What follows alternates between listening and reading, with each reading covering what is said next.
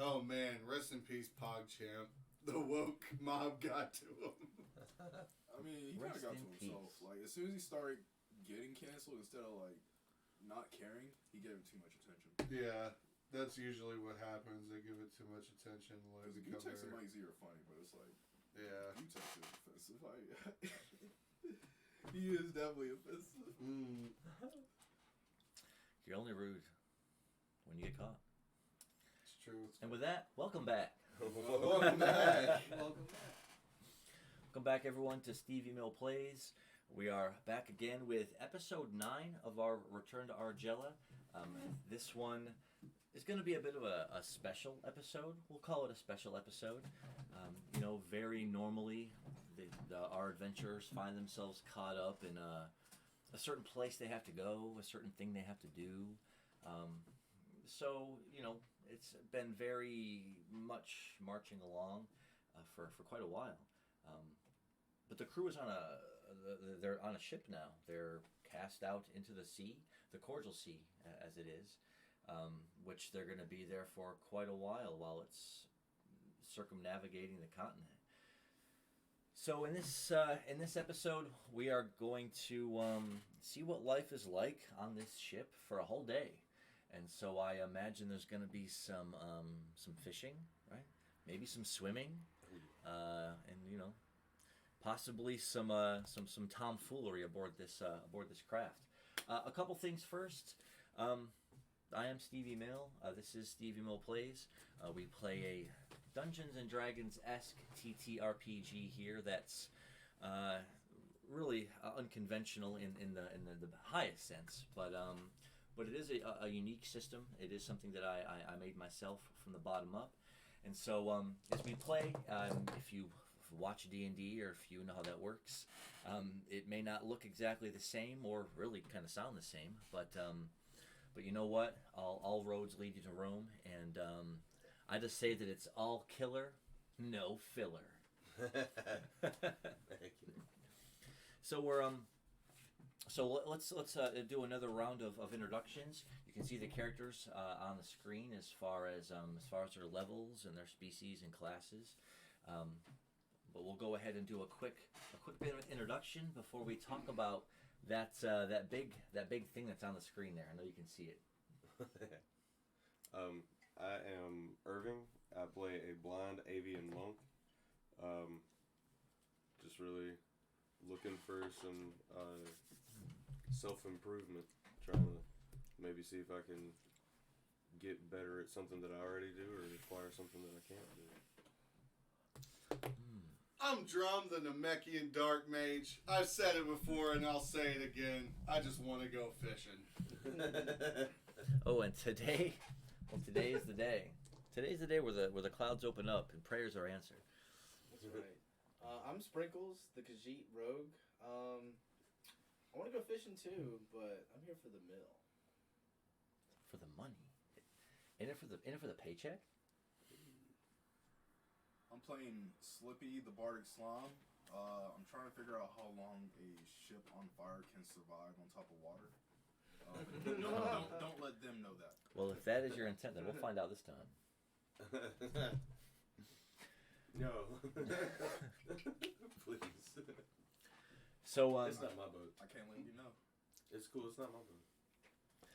So if you're wondering how they got to this place where they're cast in a cargo hold on a ship in the middle of the night, you can go back to the earlier episodes. We've got them all loaded up on YouTube at StevieMillPlays. And you can, of course, always you can, hop on Twitch. Make sure if you haven't already that you definitely subscribe. Once we get to 50, something good happens. I'm not quite sure what it is, but I hear it's good. So we're gonna find out what it is together. And as far as this big icon here, right smack in the middle of the screen, it's actually the sail of the ship, and it's not just any ship. This is the ship that was made by Wilhelm. What a fantastic, and you can probably get a better look of it from the small cam up there in the corner. But what a beautiful, well-crafted ship that we get to use, and not in this campaign now. but of course, it's a mainstay in our brewery campaign. To which we have our weekly Sunday sessions. So I'm going to use this ship, although the cargo ship that's transporting you is, probably about 2.5 or 3 times is wide across the deck, and it's 3 stories. It's a massive, massive cargo ship with 2 huge set sails. So it's a big, big, big ship. But what a great ship! And just I'm over the top over it. I will be for forever and ever, because growing up I just had to sit and really describe my best what a ship looked like. It'd be like, well, it looks like this, and it looks like. Why not? You can just look at it. Just look at it. Just look at it. It's gorgeous. It's perfect. You want to hold it up to the camera so they can get like a good Hold up to my camera. You can see it pretty good from yeah. I mean, you can see it from this close cam, which hey, if we ever get subscribers and ever get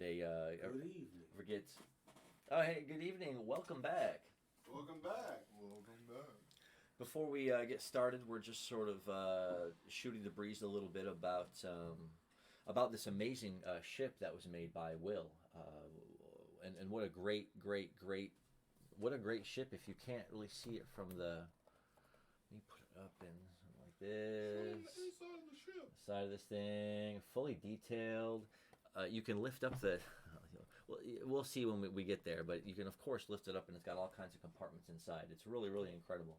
So I can't shout out Will enough for taking the time to make these, for letting us use them.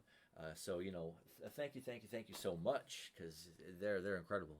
And of course, we have our 3D printed dice tower, and all of our community donated TTRPG items, figurines, and things like that, and pencils.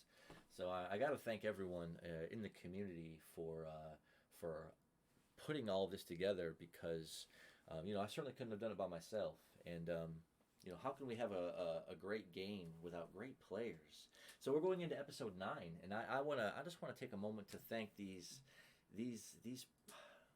there's so many words I could use. These amazing players for coming and hanging out every Monday night. By the way, we haven't missed one, have we? We haven't missed one. Pretty consecutive every Monday night since we've started. Every Monday night we haven't missed any.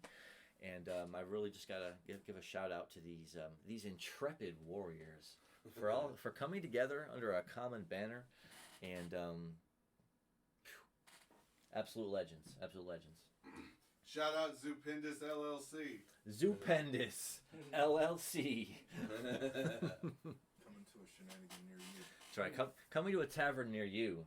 They will recruit your people right out from your group, so please be careful. We're gonna take you people.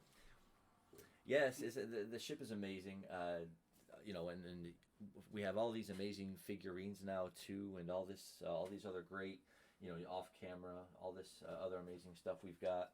So I got to give a shout out to my friends in community for all helping out. And I would have like one set of dice and like a map. Oh, the maps. I didn't even mention those. Will had some extra maps he was able to part with. So I just gotta be appreciative. But it was the middle of the night when the last time we played, but it was off camera because it was a side quest that Sprinkles was doing by himself, where he was fishing in the middle of the night. This boat, of course, has been sort of set up as far as your secret passage on it by Forel, the gnome scholar himself. He was there to make sure that you had safe passage from away from Shimmerset Lake to your next destination. And if you go back to the last episode and you take a look, you'll definitely see that everyone was in a bit of a state of egress. They were all leaving when you guys were making your way through the recluse for the last time. And so that we can't be good, right? And with the haste that he sent you away, you can only assume it was because something ill must be getting ready to befall Shimmerset Lake. But to that point, I digress. But all night had passed, and so everyone does get the benefit of what we call a full rest, full restoration to your HP and your AP. Oh, Mr. Sprinkles had to get up in the middle of the night and fish. Not only that, Please call me. I already told him. not only that, but he encountered he did catch some fish, of course, but he encountered another passenger who decided to step out and do some late night fishing. He talked with him for a good moment, watched him catch a fish, had a bit of a conversation with him, without realizing that it was actually the captain of the ship the whole time. Wasn't really revealed to the end, but it was great because you were because he was trying his best, and I'll call him out on this, was to apprentice to him or to get a skill from him. He walked up and saw a guy that was clearly of a higher level than him, and just couldn't help himself. He just It's a mysterious figure. It was the captain though, so you got to talk with the captain a bit, and Not knowing he was the captain. well, as it turns out, he enjoys fishing too. So that is something that, if you're on the ship long enough, maybe something like that could happen again. He didn't have a single fishing skill. He did, but he was going to teach you a sailing skill, to which Sprinkles declined. Let me just say that. I didn't decline it. I would have had to use a 5 shard to get it, and I chose to keep the 5 shard. Okay, Don't blame me. Yeah, that's a good reason, right? the 5 shard is it's a one-time use item that lets him change his dice roll to a 5. So a pretty expensive and rare consumable item. With a couple thousand mil or something. Worth a couple thousand mil. It's the things that they get in the night games can be substantial sometimes. I guess we'll say that. Can be pretty, and not to mention the money. He's in it for the money. So really, as the scene kind of opens, and we'll go ahead and say, because you were doing the side quest and you were up in the middle of the night, that you'll have to get up last because now you're sleeping soundly into the morning. And it's a bit of a overcast morning on the Cordial Sea. There had been some dark clouds that have been swirling in off of the horizon. But now, as we'll say, Slippy is the first one awake. As you're on the deck of the ship, staring off over the water below, and it is a big ship, 3 stories tall, a triple-decking cargo ship, massive in scale. And so you're standing at the edge of it, sort of watching the water below kind of rush away. And there are sailors and some crew members around you preparing rigging or carrying a barrel somewhere, or heading below decks, crossing over the deck of the ship, shouting commands. It is somewhat busy in the morning because it is a large ship. And there are some other maybe crew members who are out kind of up against the edge of the ship looking around. But it's mostly just people who are sailing and navigating the ship. And it is, like I said, a huge cargo vessel. So it does go below decks at least two levels. That's a big I'm ship. on the left side of the ship, or is that port or starboard side? Ooh. The left side is the port side, right? I'm not sure. Well, the internet. Yes, left side's port, right side's starboard. Oh. Played a little bit of Sea of Thieves. So yeah, you're standing on the port side of the ship, looking out over the. And again, it's you can feel the moisture in the air as it seems like there's a storm or rain coming in, but you do notice that the sun is set behind the clouds. You can still see everything as far as the ocean out in front of you, but there's a mist that's thick and pervasive, about 80 or 100 yards way out ahead. And so it seems that before the storm rolls in, there's going to be some thick fog or something coming in with it. But it's early in the morning, and you were the first one awake. I'm gonna jump off the side of the ship.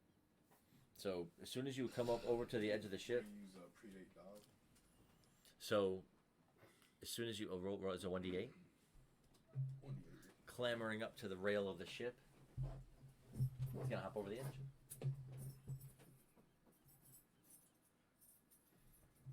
Before this storm settles in, might as well get some time in the water to wake myself up. So with a 3, as soon as you kind of step over towards the edge, there's somebody behind you. Maybe I say it was carrying some rope, and they just stop and turn and look. So it was a tall sailor fellow, just looking as if you step up over to the railing, and not even turning over to look. You just whoop, right over the side, and it takes you a moment to fall because it is a big ship. But as soon as you splish into the water, the cold rush of the cordial sea just you're awake now in an instant.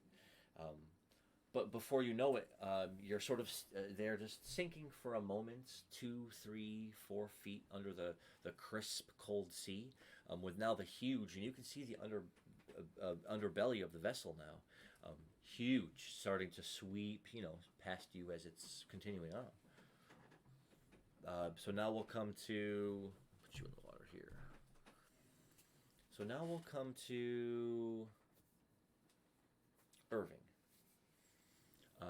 You were below decks all night, and you slept pretty soundly. But as you kind of feel yourself wake up and you kind of get a sense of your surroundings around you, yeah, you're still in that stuffy little cargo hold that they had told you all to go into. It seemed like they really didn't have a spot for you, like a spot to sleep, but at least they let you kind of hole up in there with the cargo. Super cool. But I got an okay sleep though. Yeah, you were like between two barrels, just with your back straight up against the wall, head down, snoozing. Very cool. I think I'm just gonna make my way back up top. Probably just kick the cat. See if that'll get him up. Dang. Mainly just because I can tell his scent, but I can't really tell his scent yet. I don't think. I probably should be able to though. No, you should kick him instead. I mean, I'm still gonna kick him. How much is your better? Dude, you're making him sweat. I know they bleed. Just let me That's what sleep. I'm saying. Namekians don't bleed for nobody. Don't even wake me up. Just let me sleep. Ship like this, I guess, so we can see it. How much heal did I actually get though with that lack of rest? Yeah, they do. 'Cause I wasn't sure to actually just fully heal it or not. Oh, you did do a side quest, so you would get at least a half heal though, which is half your HP and AP back over, which I'm sure is enough to full heal you, right? That is actually. Very sick. I have 7 AP out of 13, so that would at least give me 6, so that's enough. Okay, that is enough. And then I'm at 16 out of 20. For the full heal? Can I get a different pencil?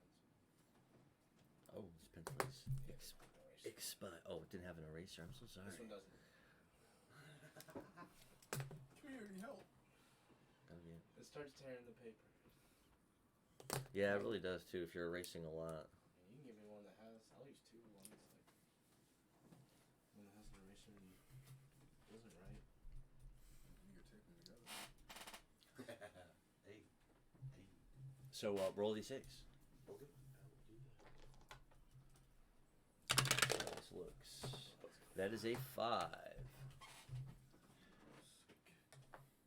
So you can instantly tell where you can hear, and you can definitely hear the low rumbling sleeping of Sprinkles.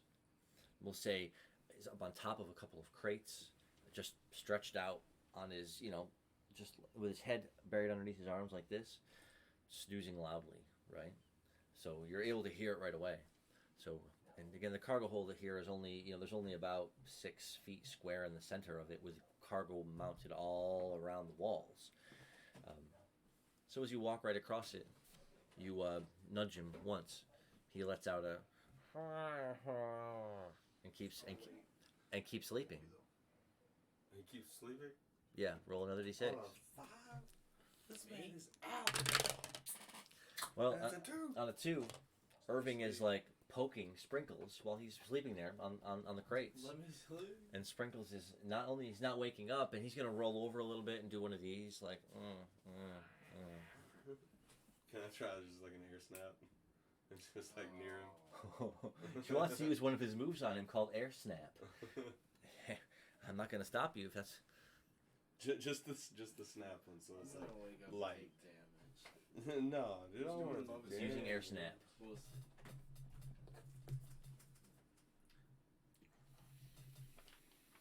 It might do damage. You said that. 2 AP, 1d6. It does no damage. It doesn't even. Does no damage, but when you do the snap like that with a 1, it's just enough to cause a bit of a gust of wind, just like that, on the side of your face, which still wouldn't be enough to wake you up because it would be just if someone just like and you're just like. Yeah, I'm just gonna leave. Yay. Shrugging, Irving turns around and towards the smell of salty water and towards the sound of people moving above decks. He makes his way across the room to the open portway, down the meager, thin hallway or passageway to where the stairway would be leading up. But then there's another stairway above that, because the cargo hold was on the bottom floor. So you have to kind of go up a couple of, sets of steps until finally you can feel, the humid morning air settling in all around you. You can definitely smell the moisture in the air. I mean, you can tell that it's cloudy just by how it feels with the humidity off on your feathers. So you can also, you can definitely feel like there's rain coming in at some point.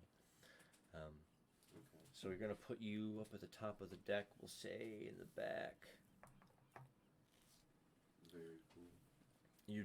You didn't hear Slippy sleeping down there amongst everyone, so you're not quite sure where he went. But as you're above decks now, you can hear the raucous movement of people shuffling their feet across the boards. You can hear the heavy dragging of rope and the brisk wind puffing in the sails. And there's always that breeze coming straight across the water all the time, just ruffling your feathers and brushing your wings back as you take a moment to enjoy we'll say the moment of air coming in from the Cordial Sea, which is the name of the body of water. Drum was meditating for a while into the night, trying your best to quell these thoughts that you're having. You just seem to be at odds to where you've been noticing in these fights you've been in to where you've wanted to really resort to violence really a lot, and you knew that this adventure and this journey would be fraught with danger, but you had no idea how many bodies you would have to step over. That being said, it seems to trouble you sometimes in your dreams, to where, again, your meditation drifts off into a somber slumber. And from there, it's always this vision of you in the woods, and you're always at odds with yourself, sometimes yelling and arguing, or sometimes even fighting with yourself. And sometimes most of the time, it's where you're the calm, reserved one, and it's this angry visage of you that's just railing up in frustration or in rage. But every once in a while when you're meditating, it's actually like you're the one that's like really upset and really angry. It's like, why can't I reach for the power that I want? Why can't I have the things that I want? There's no need to tread lightly and to walk on eggshells. You should be able to take what you want. But it's when you take that position in the dream, it's a little fearful, a little disturbing, because then you're sort of attacking your calmer, more rational self. And so with a long stretch of sleep, it would just seem to be that dream playing out. Normally something wakes you up or something seems to happen to interrupt it halfway through. But this time it was much longer, and it was much more like you almost couldn't wake up in that moment. Like you were struggling and trying to, but it wasn't working. Finally, then you just kind of open your eyes and take a deep breath, and you're still in your meditative state there in the cargo hold of the ship. And even as big as the ship is, you can feel the slow, rhythmic rocking of the boat in the water, and you can hear the rushing of the waves against the walls around you. It's all just cargo in this room, though. Stacked up crates, barrels, and boxes with all sorts of whatever provisioning and supplies they need for their long cargo trip, or the cargo itself. The only person you see here now is Sprinkles, who's up on some boxes, just sleeping, like sawing logs. Just... You stand up and shake your head somewhat. You don't have to work it out. And if you want to, I think he's trying to give me like, something in my dreams. and if you want to roll to see if your if those dreams trouble you at all, you can roll a d6. Thank you. You want to roll a d6? Yeah, let's find out. Hey, See if you A 1, huh? I can't even see it because of the ships. He's gonna have to announce it to me. The dream doesn't trouble you at all. Well, thank goodness. You're sure it's just because you've been on the move so much with little sleep and stressful conditions. You're sure if you meditate enough on it, the answer will reveal itself. Good to know. I have a mossy log. I would like to just leave it sitting on the sleeping cat's like stomach. So you want to drop a log on him? Yes. That's what we do. That's what we do around here. That's what we do. I think I got it fishing. That's pretty. Had to get it out. There you go. There's your log, bro. So now Sprinkles, roll d4. A 4. Roll it again. So determined to not wake up that this is not going to wake him up either. A 1. So as soon as you gracefully balance, and it's a little mossy, and it's been underwater for a while, but in your inventory it had dried out some. But you rest it on top of his back, and he, in a surprising move, reaches around to see what it is in his sleep, and then cradling it, grabs it, snuggling up around to it as he rolls back over onto the boxes. I'd like to say, what a cat, and then walk out. So, walking out of the cargo hold, it's a thin hallway, leading out to another open section of the cargo hold below, where there's more boxes, and but here you can tell it's been heavily traveled because of all the moisture and the dirt that's on the ground here. But it's got a couple of doorways that lead to other hallways or sections of these holds, and then there's a stairway leading straight up on your right.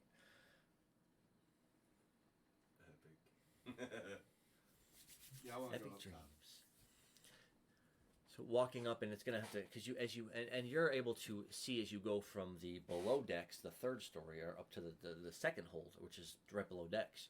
You're able to see that this is more of like nicer rooms and quarters, and there is some sections up there where it might be where the cooking is done, but it's more like nicer rooms where if you were on this ship paying for passage, you could pay more to have like a nice room up here. But you can already smell food coming from what must be the kitchen down that hallway on the right. But going up those steps takes you above decks. And as soon as you arrive, yeah, you can see that it's just not gloomy, but it's just cloudy and overcast. And there seems to be a bit of a fog rolling in off the distance on the sea. And you've seen this Cordial sea before, but you've never really been on a ship sailing on it. And there's even that moment where you look around and you're like, oh, you don't see land anywhere. So the captain the ship must know where it's going, right? So taking that to heart for a moment, you scan the deck of the ship and you see some sailor types, people that are rigging things and, assisting with the trim of the sails. People shuffling up here on the deck with carrying things and bustling around. So there's some activity on the deck of the ship. And you also see Irving about 20 feet up ahead, just standing there with his hands on the rails like this, just with the breeze just ruffling his feathers and his wings kind of stretched out a bit. And because he is an avian, which is a bird fellow or a birdman, It's uncommon enough of a species to where, as he's standing there, sort of preening his wings out, into the air, people who kind of walk by just kind of stop and just kind of take a moment to kind of stare at it. It's a massive wingspan, and he's like 6 feet tall. All about 5'10", a little shorter, but he's a tall fellow with a massive wings. And so a lot of people who maybe spend all their time on boats wouldn't normally see something like that, and so they're just like, like you wouldn't be able to tell, but you can, to see that they're pretty awestruck.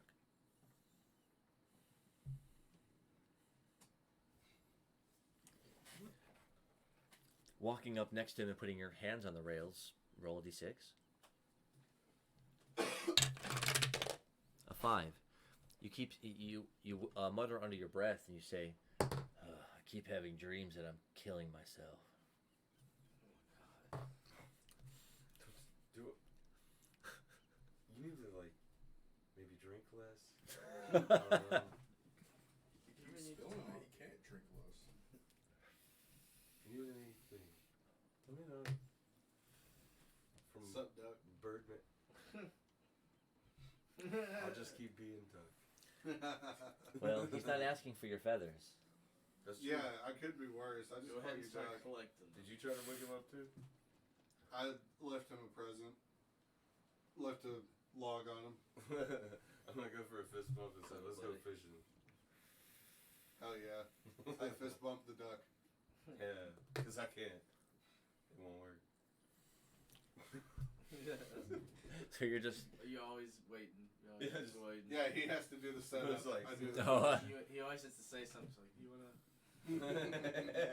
Don't leave me hanging. Yeah, he's going, hey! Give me some wing. Yeah. some wing. Let's go. I love it. So, it does now come to Sprinkles' turn. You were deep in sleep, and it was the same kind of dream like it was before. And you had woken up in the middle of the night, and maybe somewhat unsettled by your dreams, so that you could do a little late night fishing. To which you met the captain, and once you went back to sleep, it was already pretty late. And at first, it was peaceful enough sleep. But then that same familiar dream did sort of start to set in, to where all it is smoke and heat around you as you're scuffling, running your along the floor. You hit something, but you can't tell what it is. Your head is down. You cough a breath of smoke out from your chest, and as you manage to scurry just out of the way as some big flaming ember of wood crashes down right behind where you were just crawling. Turning a corner and going into some kind of a small room, you stumble over what is like a small little stool. There's smoke everywhere, and it's hard to see and hard to breathe. But you land on top of something, and as you clutch it, terror grips your eyes as it's something. Was it living? It's charred remains. You let out another gasp and a choke as the smell of it just hits you all of a sudden. You seem to be in what's like a small little booth. It's hard to tell what it is. You can't really see anything in here. But as you have to get up and you almost go to scramble away from it, it was kind of stuck to you for a moment because it was just recently burned, embered, and charred. And as you let out a scream in panic, your eyes snap open from your sleep. You're clutching something it's dark and it's right on your chest. You instantly panic, pushing it off your body as hard as you can. Your legs flailing up over you as you fall back over the side of the boxes into the center of the floor of the cargo hold. You stand up, brushing what's like mossy wood off your chest. Where'd that come from? Do I see a trail? Do I see what? So worth do it. I see what it Very threw? nice. I mean, you can't really tell where it came from. Wait. Did somebody have a mossy log? It's sitting up there, up on the box, up on the crate you have been sleeping My on. character doesn't really remember anybody ever getting that, so he's just gonna take it himself and put it in his inventory. Hey, Duck, you're never going to guess what I did to the cat. He said you left him a present. I didn't feel right asking at the time. At least he called me a cat.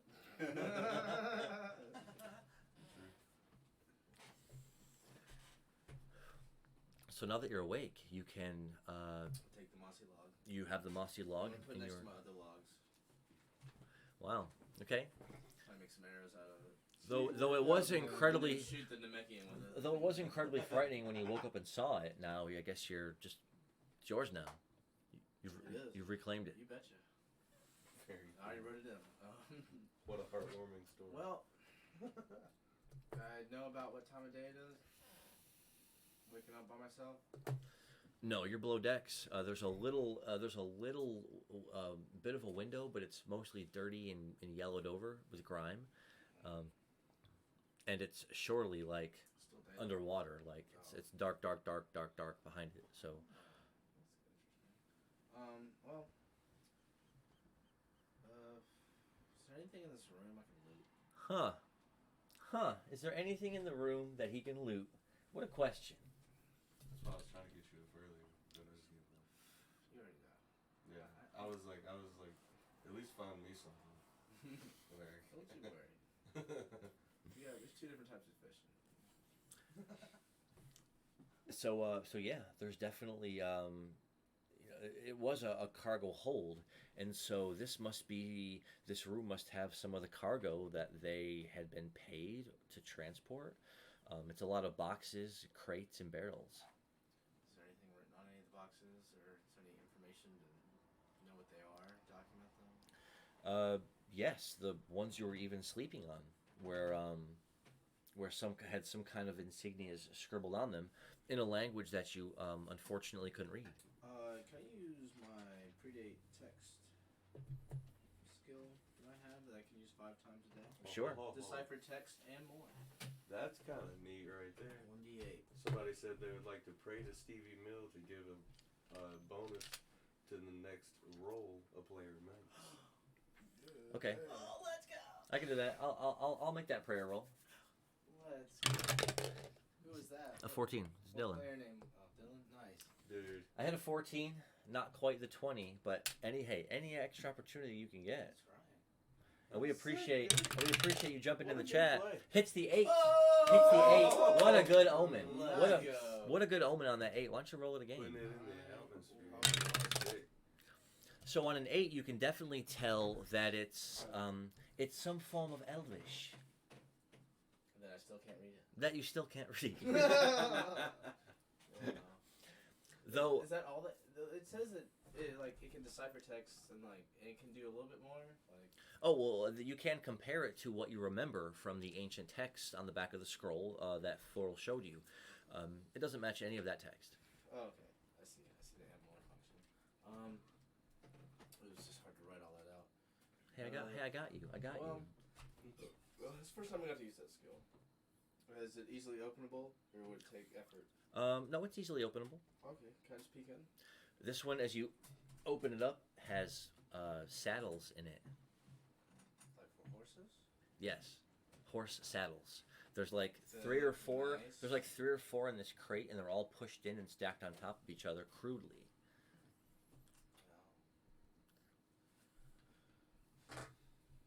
I'll just take one. He helps himself to one horse saddle. Because why not? I'll just take one. I don't want him to notice. So do you want all of them to are spend? gone. Do you want to spend more time down here looting? How many? I mean, can I roll just to peek at all the before I even take the saddle? Can I just roll to peek at as many boxes as I can, see what good items there are, and then take time to get them? Some of them will be easier to access than others based on the kind of item. So you can roll. You can roll d6. Cause I don't really want the saddle. It might be worth some money, but I'm trying to get something interesting. Oh, you want something interesting in the cargo hold. A 5. So you spend the rest of the turn uncovering barrels, pushing crates open, and checking inside boxes. With a 5, I would say you find a myriad of things, but the only interesting thing that you find is what looks like it appears to be some kind of a merchant cargo vessel because a lot of it is basic items like saddles. But amongst those basic items, you find a box thick full of basic cloaks and capes and shirts and pants. Clothes? Yes, clothes. Most interesting Clothes. If I had to things use I one find. word to describe it, I'd probably say they were clothes. Man, I'm just like a kid on Christmas when he gets his And that's the most clothes. interesting. And that's the most interesting thing. And that's the most interesting thing. Okay. It's general cargo. Probably like cabbages, General cargo. potatoes, or something like that. I mean, no, it's not even that interesting because you could take that to eat it. Yeah, so it's just random items. All right. Well, I will. He was probably expecting gold nuggets or something. I don't know. I don't know. No, It's like where's the gold doubloons? maybe like a barrel of gunpowder. Well, if you know if they keep that stuff on a ship, I don't know if it would be with the cargo. All right. Well, maybe extra. I will. So are they like fine clothes, like nice clothes? No, they're regular clothes that you would see in a general goods store. The shirts have a couple of different dark tan, brown colors. The pants look to be. Price the value of the entire box. You spent the rest of your turn looking amongst the boxes to find the one worth looking at, and you've looked at it. So if you wanted to do that, it would have to be next turn. Oh, no, just take it. I guess. Take all of the clothes. Can I just take the box? I mean, The box of clothes.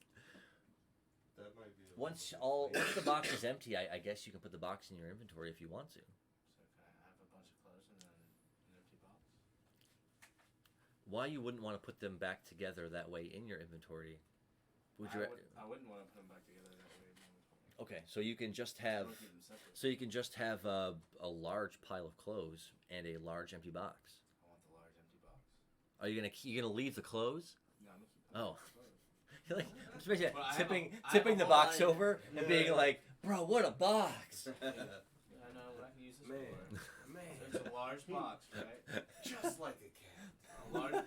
Yeah. I didn't even think about that. I'm like, yeah, let's go in the box. I do. I want to grow stuff in it. I want to put dirt in it. Oh, I thought you were just looking for one that you could just sit in sometimes. I might. Don't judge me. Like, I'm going to also get. So what I get like a bunch of clothes. We'll say it's Is there an easy way to four. write We'll this? say it's. I mean, it's 4 shirts, it's 4 pants, it's 4 capes, and it's 4 cloaks. 4 shirts, 4 pants, 4 cloaks. Yes. And 4 capes. 4 capes. Alright, I'm gonna skedaddle. So that will send you headed up towards the top deck of the ship, going into the next turn. So we have 2 people on the deck of the ship, and we have 1 on their way. Slippy, though, as you splooshed into the cold depths of the Cordial Sea, and you can already see the small occasional fish or a little school darting here and there around you as you begin to sink deeper into the depths. It doesn't take long as it gets murky and dark below you to where, light isn't reaching that far. So it doesn't appear to be like a regular channel or river. The sea must be, ocean-esque in that it seems to be incredibly deep.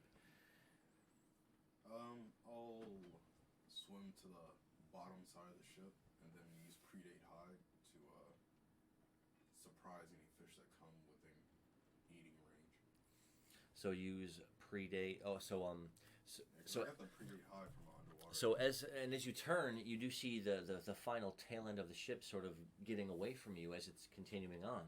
And so turning, roll a d6 to try to affix yourself to the side. A 6. Oh. Roll it again. We roll 6. Oh, We roll 6s around here. Keep it in the tower. Keep it. Oh, man. That's my bad. You gotta be Hit- careful. Those dice are heavy. Hits a 2. The 2. But with a 6, that's enough for you to just sort of spurt your body ahead a little bit. and sort of grabbing the underbelly of the ship the best way you can.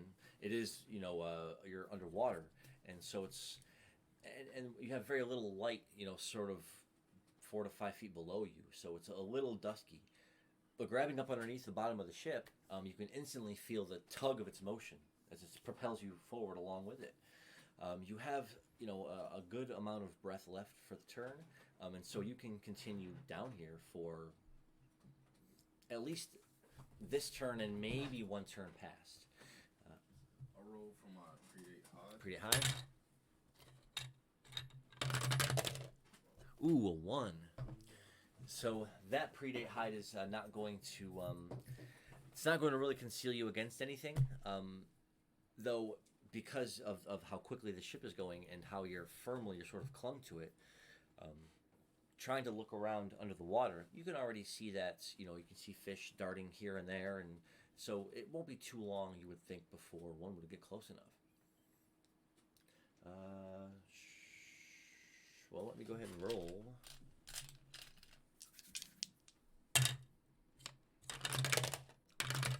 A 1 and a 1. Well, DM rolls are DM rolls. We roll 1s around here. So that will be no encounters for you. Do you want to use any other moves or take any other actions? Oh, while you're waiting? No, I'll just I'll also use predate song since I'm underwater. That's not even what I was thinking. That's probably better than I was thinking. I was thinking you can chum the waters up, but I could destroy the ship from underside and nobody be able to stop me. You are right. he wants to he wants to chum the sea with the bodies of the sailors and the cargo on board the ship. Because I was thinking of cleaning the ship while I was under here. I figured nobody else would. It's... Yeah, you don't remember that dirty window you couldn't see out of? Yeah. Could do that. It's true. It would be. Oh, wow. Yeah. It would be under there somewhere. It would. Interesting detail. It would. Give you a rave point Oh, nice. for your Let's see. situational awareness. We got. And for my predate song. A 1. Oh my. Dang, a 1. 4 in a row, right? 2 free. So instead of it being more like a bit of a long swooning whale song, you instead just let out a brief bunch of, like, you didn't mean to, but you're trying to conserve your breath. A quick short couple of bursts, like, like you're tuning up an oboe. You're not sure if anything will be drawn to you because of it, but something might. I guess I can always try to see. No, it didn't match it. It didn't hit an 8 either.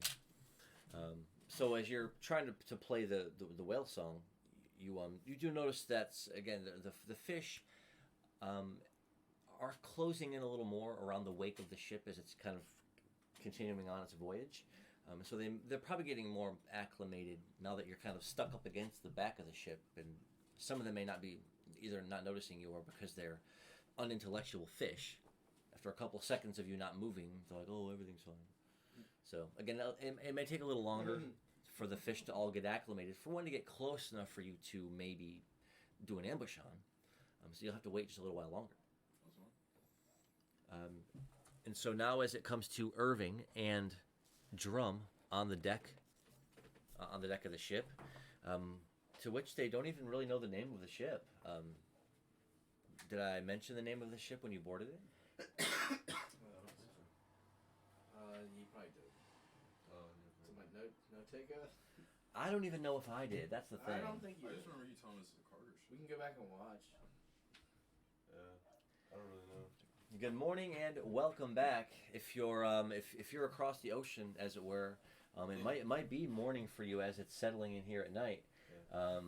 But hopefully that means that you're working the late shift at the same time we're working the day shift, so you're getting off work. So hopefully that's a welcome back to the rest of your day right there. Yeah. And if it's your first time joining us on the stream or the first time in the chat, we are doing this tabletop RPG in the D&D-esque style, And at this point, everyone is on a ship as it's taking them on a bit of a voyage. And they have quite a bit of a stretch of distance to go. And so now we've got Irving, our avian monk, and our Drum, our Namekian dark mage, standing right there on the rails of the ship, breeze blasting over you. You know, again, it is cloudy, and Drum can definitely see the thick swirlings of mist just starting to come in and start to sort of swirl up closer to the ship. D&D and RuneScape. Oh, you play a little RuneScape, do you? Oh, well, that is. Oh, we have a something of a RuneScape player, and of course in our group I know we've got some legendary RuneScape players too. Yeah. I mean, what a game! What a game! So we so it comes to the two of your turn, and so now you're here on the deck of the ship. You're looking out over the dark, ominous-looking clouds and the mist sort of swirling in now over the water. And Irving's, asking you what you want to. What are you guys gonna do? You're gonna be on this boat for probably a while. This is a bit of a long trip. We're going fishing, Doc. Fishing. Look, I already cast my rod. Not the rod, the line. And we'll say it like this then. You had an idea that came to your mind. You're like, Irving, like it's bright early in the morning. It's like I can't believe Sprinkles isn't awake yet to come out here and try to pick all these people's pockets. He's like, let's go ahead and do some fish. And as soon as a Drum turns to say, Irving's already got the line out. It's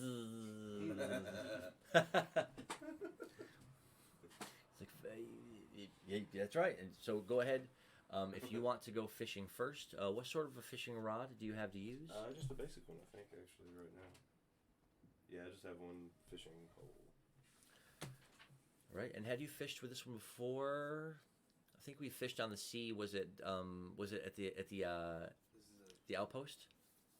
Did you guys fish on the beach there? At the outpost. That's right. Yeah. I before rolled we left. a D10. A D10. That's what we determined. Because you said 12 first, and I was like, well, I was using the other rod, getting a +2. So Yeah. This is gonna be. We're not using an ocean rod either. All we have, I think, at the moment are regular fishing rods. Right. Yeah. Regular fishing rods, and so because of that, The ocean. as far as the size of the fish you can catch, it's on a D10. Yeah. Cool. Let's see what we get. Oh, that's not A 2. That's not a dang. Let me roll a 1d4 for distance. A distance of 1. Oh, get the harpoon. Flips to get the harpoon and catches the it. harpoon. Let's go. Nice. Hits 2 4s in a row. Hits 2 4s in a row and get the harpoon. Will he hit a 3rd? Nope. No, only hit a 2. There was a deuce. But that was good enough for you to successfully get the harpoon on the opening cast, to without having to reel the fish in at all. Just throw the harpoon quickly in the water, spear it, and catch it. Let's go. Yeah. Easy, easy, easy. And on a 2, you have, and it's an average size looking fish, but it's an ocean trout. Hey. I love trout. Catching fish. RuneScape Very is nice. love, and RuneScape is life. Look, whoever this $sign is in the chat right now, Meet me in the wilderness. just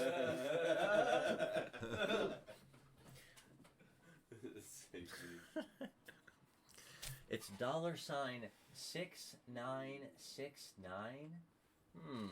What a genius. I love this man. Or woman. Look, whoever that is, they must be an individual of a fine taste, and I just have to say right now that whoever they are, I can't speak of them like they're here. I can't speak about them like they're here. I can't speak about them like they're here right now. That would be a mistake. But whoever it is right now, they get 1 rave point. Who's $6969? Me. Oh, wow. Trip me up. 1 rave point. 1 rave point. So now it's Drum's turn. If he wants to cast his fishing rod in the water, he can roll a d10 for the size of the fish. Oh, that puts me at 15. 15 rave points. Hey, Rave skill. That is his second nice. his second rave ability. The first rave skill manifests at 7 rave points, and the second one at 15. And because you are a crafty rogue, you get a crafty rave move. Instead of a killing move now, you get a stealing move. Ooh. Hey. That's exciting. Like a turbo pickpocket. I want to get like a theft combat move. Well, which I already have, but Yeah, it's called beating them in battle first and taking it. yeah. I'm gonna steal their stuff before they use it. Yeah. Win faster. You win faster. Alright, I'll Ooh, I probably shouldn't use that word. Let's just erase that. I'm curious now, really. I'll tell you after the stream. Okay. Tell you if I can see if I don't erase it enough. Yeah, if you guys want one. Thank you, my friend. And would you be bringing this with you?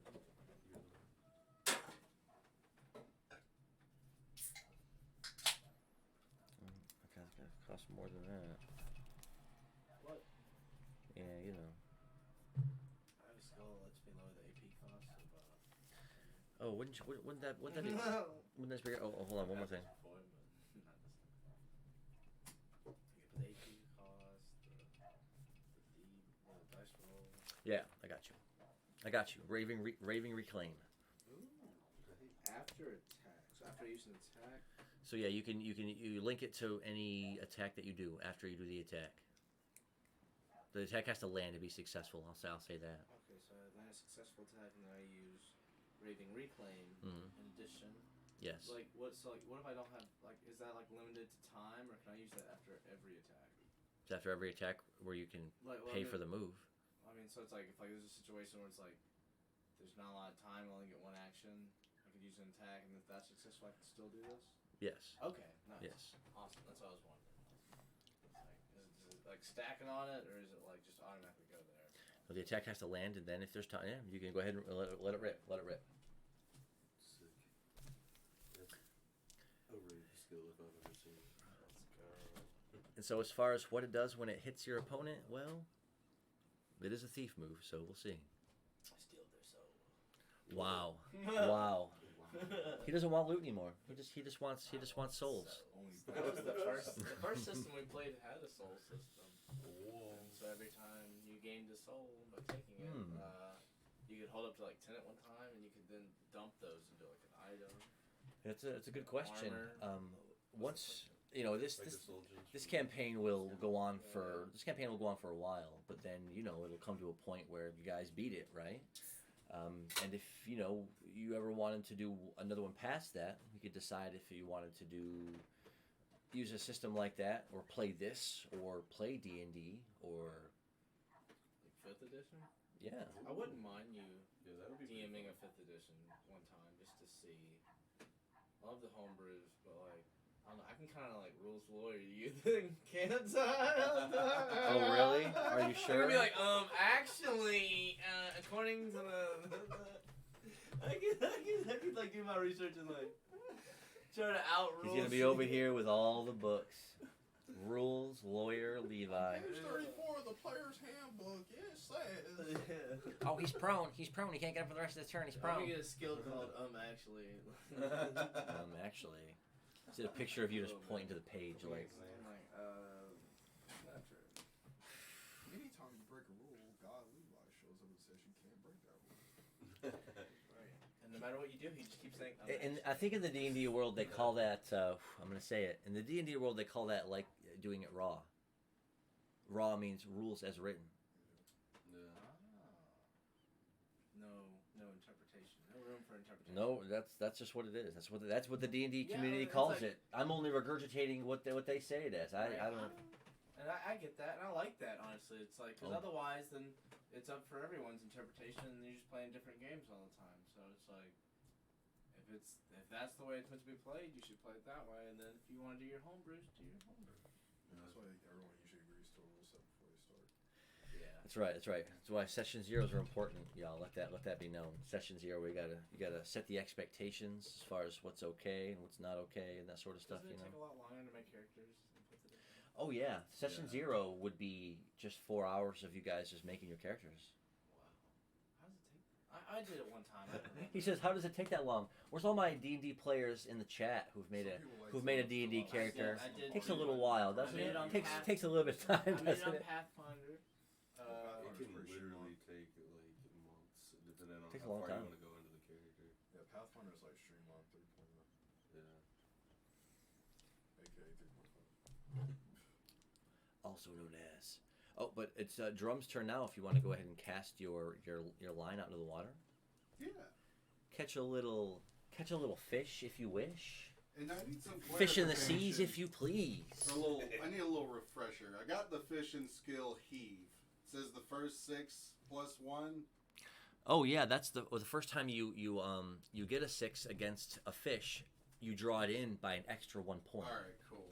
That's +1 to its distance. Good deal. All right, so yeah, the Fishing skills are racking up.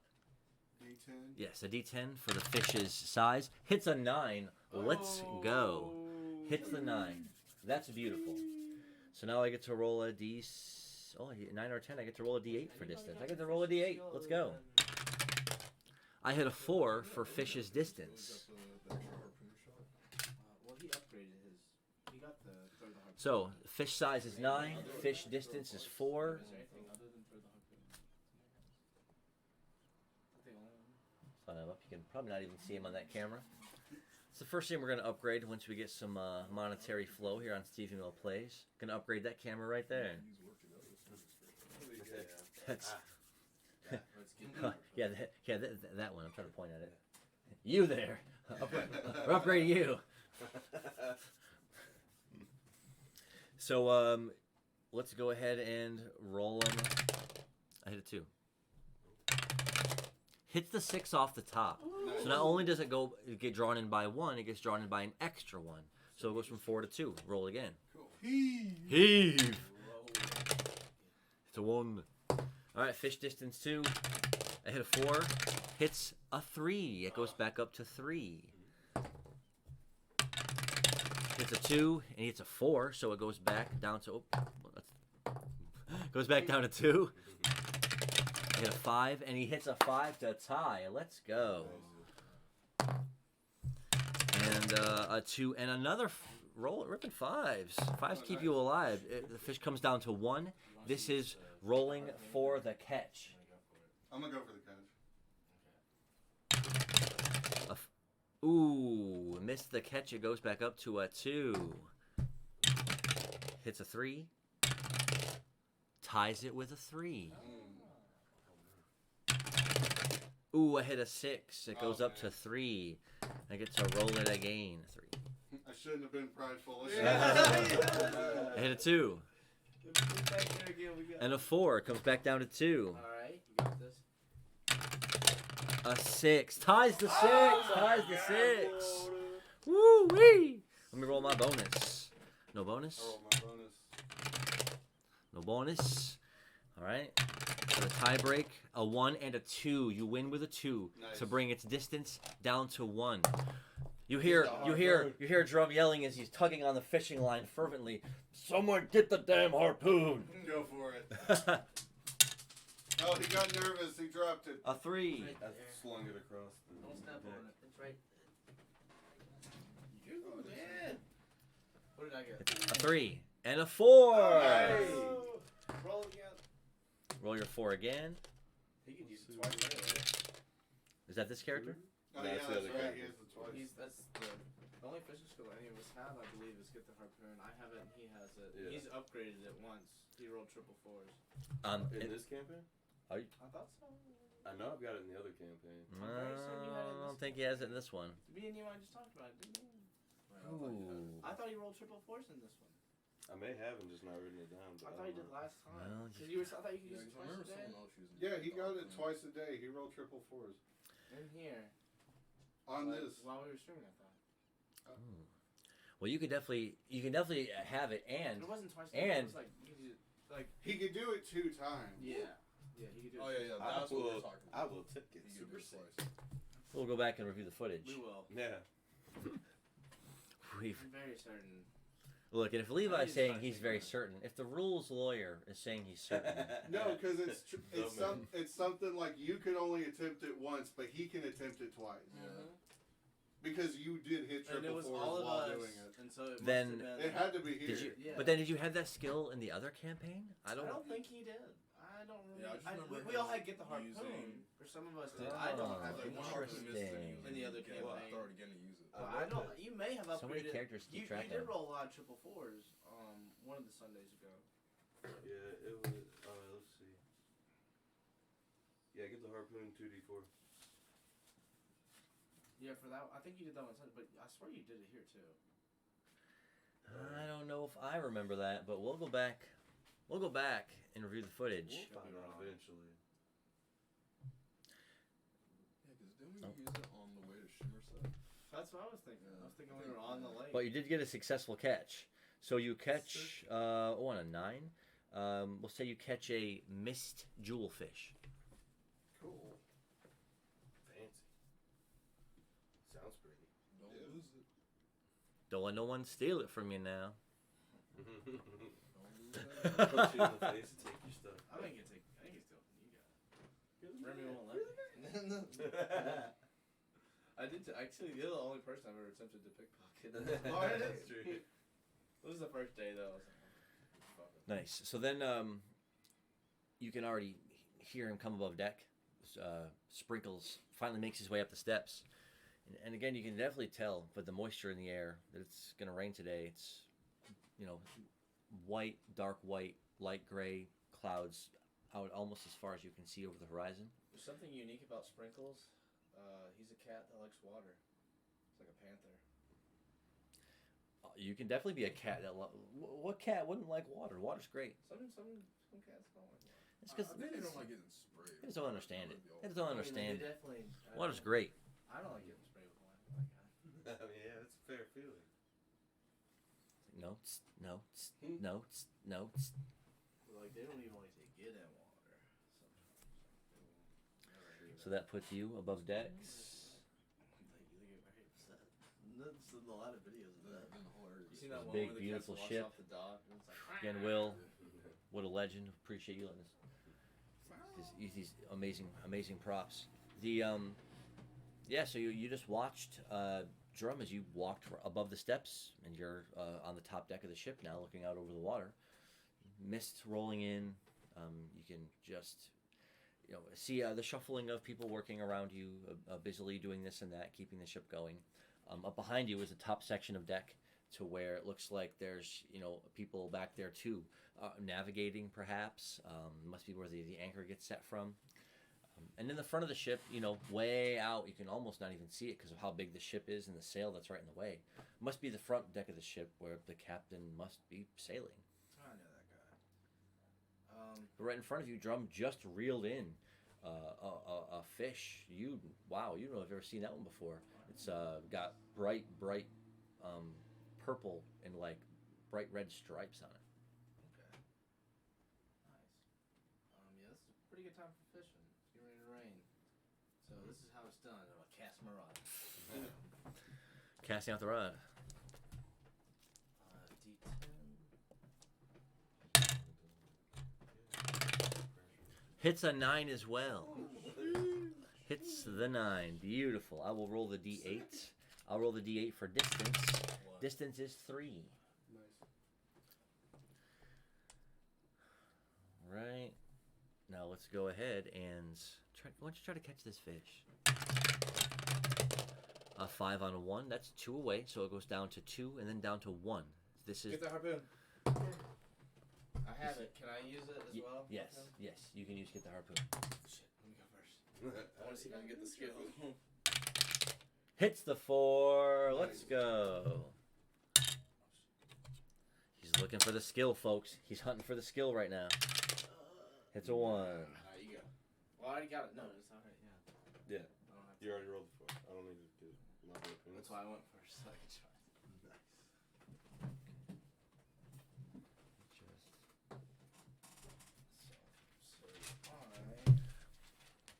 same things like the school one? No, you caught something different. Okay. You caught what's called a mud grouper. Cool. I know what Goliath groupers look like, and them jokers. Yeah. So is this large? Yeah, and a 9, it's massive. It's like, probably like almost 4 feet long, but it's got a big barreled body. Okay. Sick. Nice. Just reeling them in. Just reeling in the fish. Nice. Good time. So for Slippy's turn, you had been underwater, again now for, in their span, probably 4.5 minutes since you jumped in. And you've been waiting patiently. And it was cold in the beginning, but now you're used to it, and so you're kind of just clung there underneath the ship as it's kind of continuing on. And let me roll for encounters one more time. Get these dice out the way. Well, the 1 does fail, but on a 7, you definitely see something big come around your view from around the ship, and it looks like it was swiping or diving at some of the other schools of fish. It's a bit of a silhouette until it comes a little closer, circling around. Oh, that's got to be a swordfish, and a big one at that. And you can even notice that its nose, as it comes closer, and you can see it darting into a school of fish, like aggressively, like it eats fish or something, swarming around them, trying to catch one. As it's kind of ambling that way closer to you, about 20, 30 feet out into the water, you can definitely see that its nose is jagged, like jagged. I'm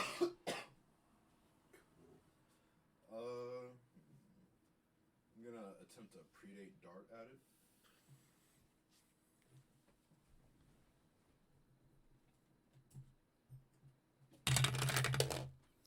A 3. So as soon as you push yourself off from the ship and you dart, is trying to make yourself as sleek as you can to streak through the water. See that he's gonna notice you. A 4. So he definitely, in his spinning around motion, does notice you. And so as your dart on a 3 ended, and now you're sort of drifting in the water towards him, letting out a couple more bubbles of air as you do. He definitely does this bit of snaking motion with his body as he comes in closer. He's got a long, jagged nose and almost like a beak-like mouth. And it's sort of snapping, right, as he's doing this darting motion straight at you. So he's about to kind of be within striking distance, so you can take an action.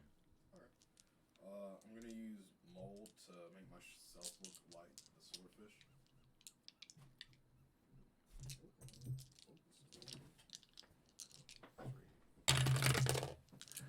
A 1. And maybe it's because your air had been starting to expire, or maybe it's because you've been underwater now for more than a few minutes. But as you tried to form into that shape, the jagged-nosed swordfish just kind of took advantage, darting in and trying to kind of stab you and streak at you with its beak. Wow, it only rolled a 2. So you do manage to kind of get your body out of the way as it streaked past, but it nicked you. You take 1 damage. But instantly, as soon as that nick happens and a bit of that blood or what you have you sort of wells out into the water, it instantly sort of turns in a bit of almost like a frenzy now, doubling back around to assert itself back at you. You can take an action. Can I use predate dart at it again? Yeah, you'll head right towards it. Alright. Yeah, I'll use predate dart one more time. Hold on.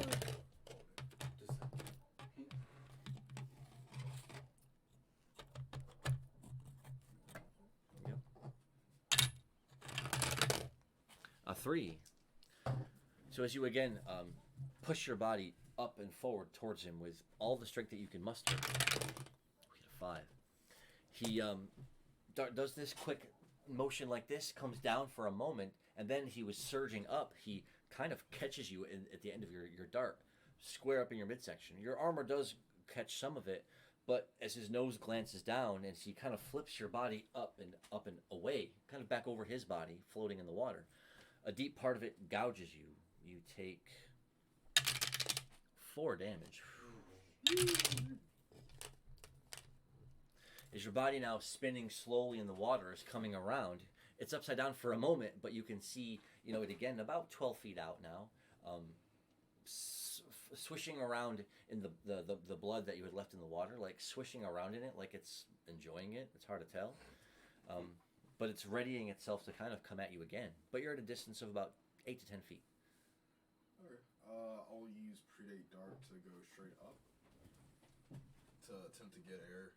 I don't think I can use dive right after. A 4. So as you start surging up towards the water, and you were a good 30, 40 feet down, right? As you start surging up, you glance down and you see that it's doing that same sort of motion, swimming like this through the water, but it's up, trying to cover the distance to close in on you. Its teeth sort of gnashing.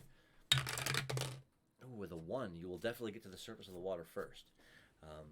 So as soon as you finally do, and you take that deep breath, looking ahead, the ship is, oh man, it's got to be like already 30, 40 yards away. In the turns you've taken fighting underwater, it's already gotten out, 30, 40 yards. So looking down, though, into the water, you can see it's still coming up as if it's going to skewer you from up underneath. But now you're above water, you got a full breath, and you can certainly fight with more effectiveness.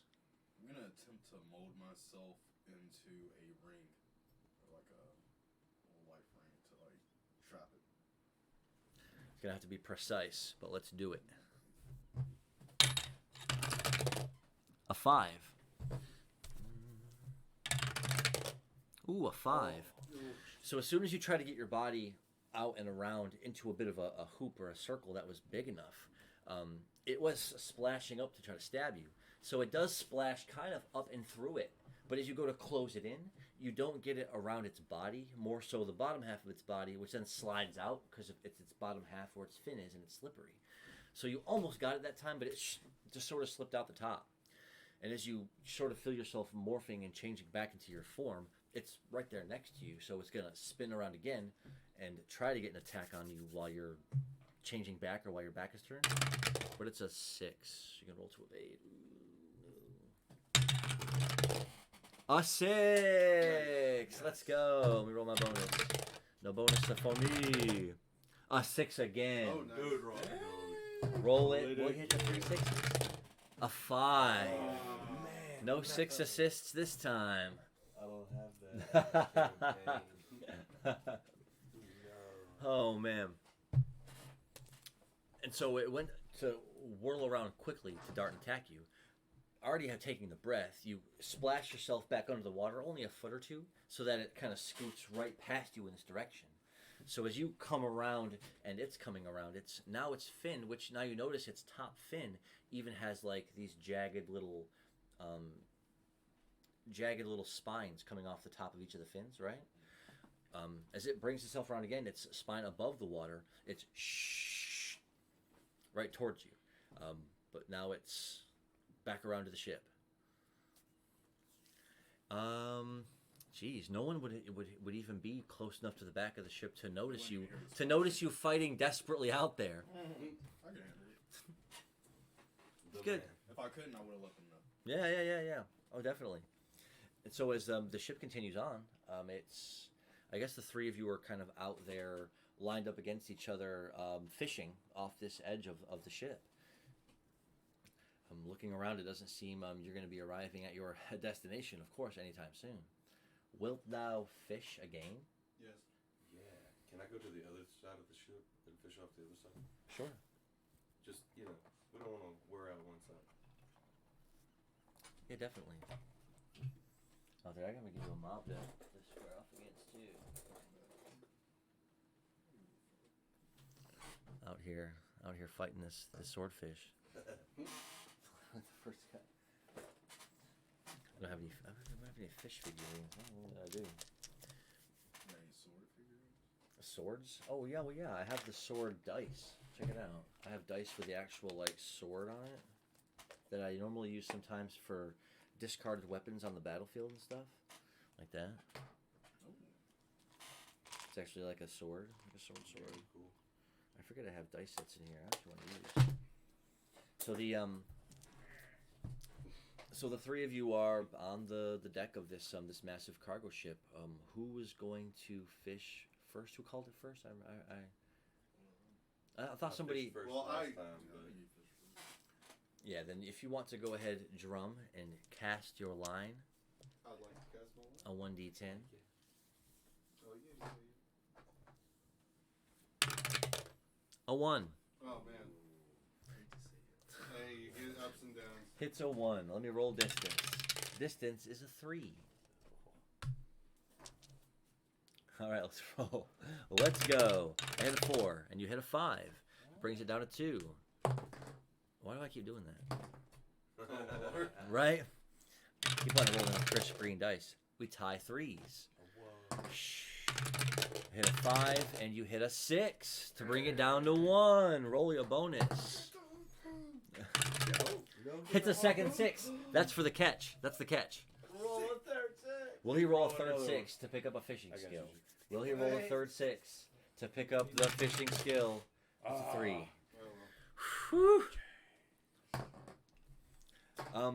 But with a 1, you catch a thick, tangled moss of fishing line and seaweed, and there are even some twigs and like some tree bark all wrapped up in it together. Well, I would like to continue. You should the release tradition it. of what You I've should done. consider releasing it. I'll keep it. So what would that be? It's a thick tangle of fishing line. It's a thick clump of seaweed, and it's like some bark. You could have got 1 experience if you released it. Is that true? This is a catch and release thing. So because it is categorically a fish, if you don't want to keep the fish you catch, cast it back out for You release it? an experience. Yes, I'll do that. Okay. That's a As soon as the thought reaches his mind, and it's that moment where Drum is putting it in his inventory, like seaweed, clumps of sea line. He's like and then Sprinkles is behind him like, just throw that ish back. So he's like, why would I throw this back? It's items. He's like, oh no, Stevie Mill gives you experience. He's like, I was gonna throw it on you next time you sleep, but okay. yeah. So you get 1 experience if you throw it back. Sick. Threw it back. 1 point of EXP. Nice. Very cool. So now it comes to the next player's turn. If they would fish, is that Irving or is that Sprinkles? Hey. Thank you. Casting a 1d10 back into the water. What will he catch? He hits an 8. What a beautiful roll. I will still roll a d6 for distance on that. Distance of 1. Oh, I cannot believe it. Oh. Ooh, Should I use we get gotta the? roll for it. Should I use get the? Yeah, dude, get it. Don't you get to roll it twice though? I do get to roll it twice. I'm stupid. hits a 1 again. Roll 2, 1. This fish is getting away. Don't Hits you a put that in the 3. atmosphere. Now begins this fish's mighty struggle. Let's see. Starting out with a 1. We tie. Tie 2s. Man. I hit a 3 and a 6. That's a good catch. Roll it again. A second, another Oh, 6. let's see it. Let's see Fishing the skill. thirds. Oh, Fishing oh, skill. yeah, Let's the go. thirds. It's time. Let's go. Oh, 1. Dang. We keep getting so close. Yeah. So close. So many double 6s. We'll get it. Oh my. I can't believe it. Wow. So well, with that you catch a we'll say you catch a bloated batfish. Hey. Sick.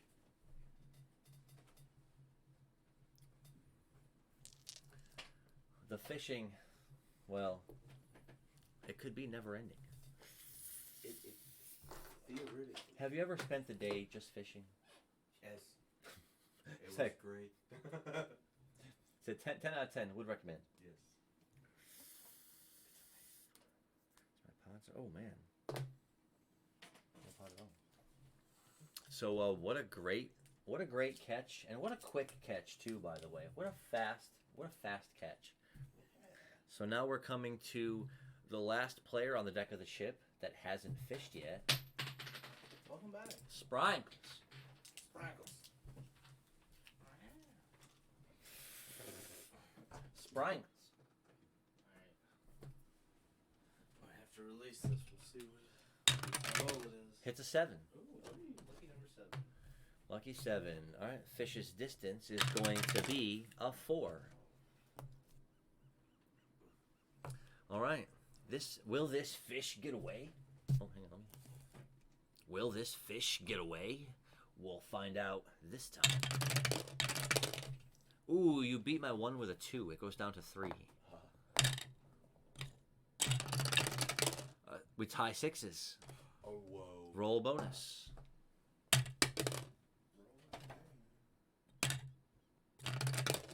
A second 6. Dude. What's up with the Come double on. 6s? Will the triple 6 Give me the arrive? third. Oh, Oh, 1. no. God.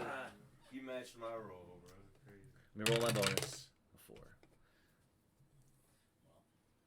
That was just a tie-off roll. I hit a 6 again. This fish will not be caught. Not with a 1. Not with a 1 it won't be. I'm back up to 4. As this fish draws further away, do you feel your strength starting to Are wane? you gonna roll your bonus? Ooh, I do get a bonus. It was a 2. No bonuses for Stevie Mill, but I will throw my dice. 1. And a 1. Let's No go. way. Let's go.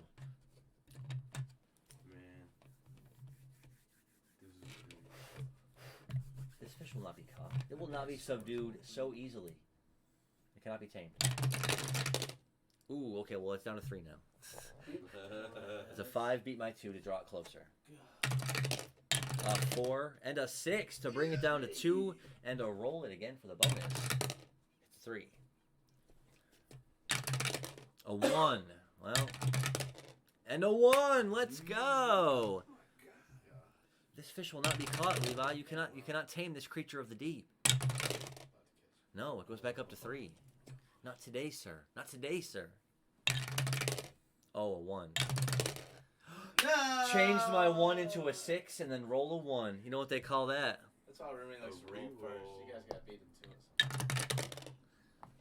it. No bonus, but I'm back up to 4. The fish's distance is back up to 4. And it's up to 5 as the fish draws further away. It draws further away again, going up to a distance of 6. What round are we on? We'll say we're going in. Ooh, I hit a 6 again, bringing the distance up to a 7. And we'll say we're going into round 9.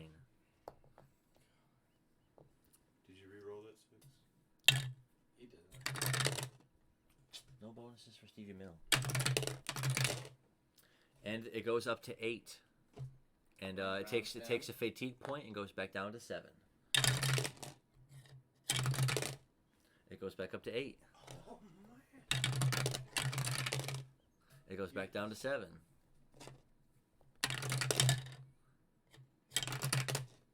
It goes back up to 8. Roll a bonus. Turn 13. Yeah, it's in turn 13. So yeah, it goes back down to 7. Goes back up to 8.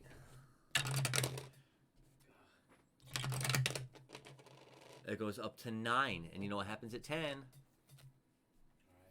I hit a 1. You hit a 6. It goes down to 8 and then down again to 7. Roll again. It'll take a fatigue next turn. Okay, 3. No bonus. Oh, quit it. There's a 3. Tie it. 5 and a 5 to tie it. Goes back up to an 8 and then takes the fatigue down to 7. Tied 6s. I knocked you into this. Knocked me into a 6 again. I really appreciate that.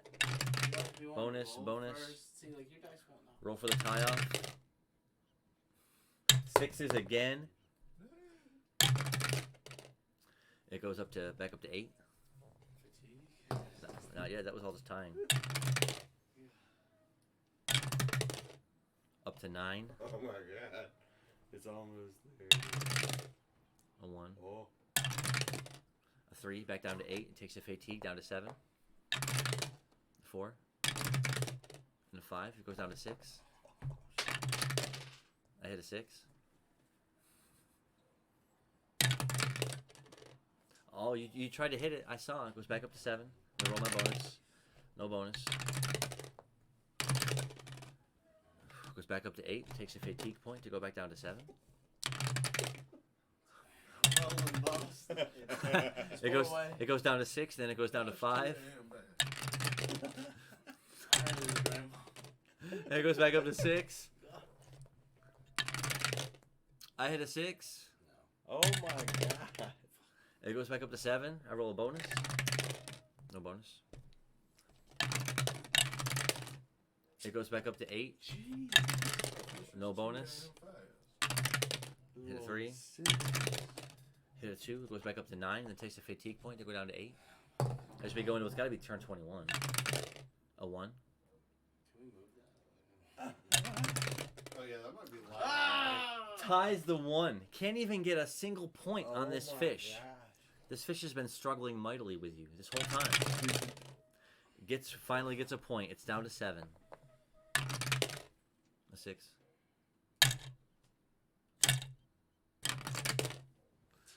Back up to 8. Roll a bonus. No bonus. A 6. Goes back up to 9. Roll a bonus. The anticipation is high. A 6. You just rolled 3 6s.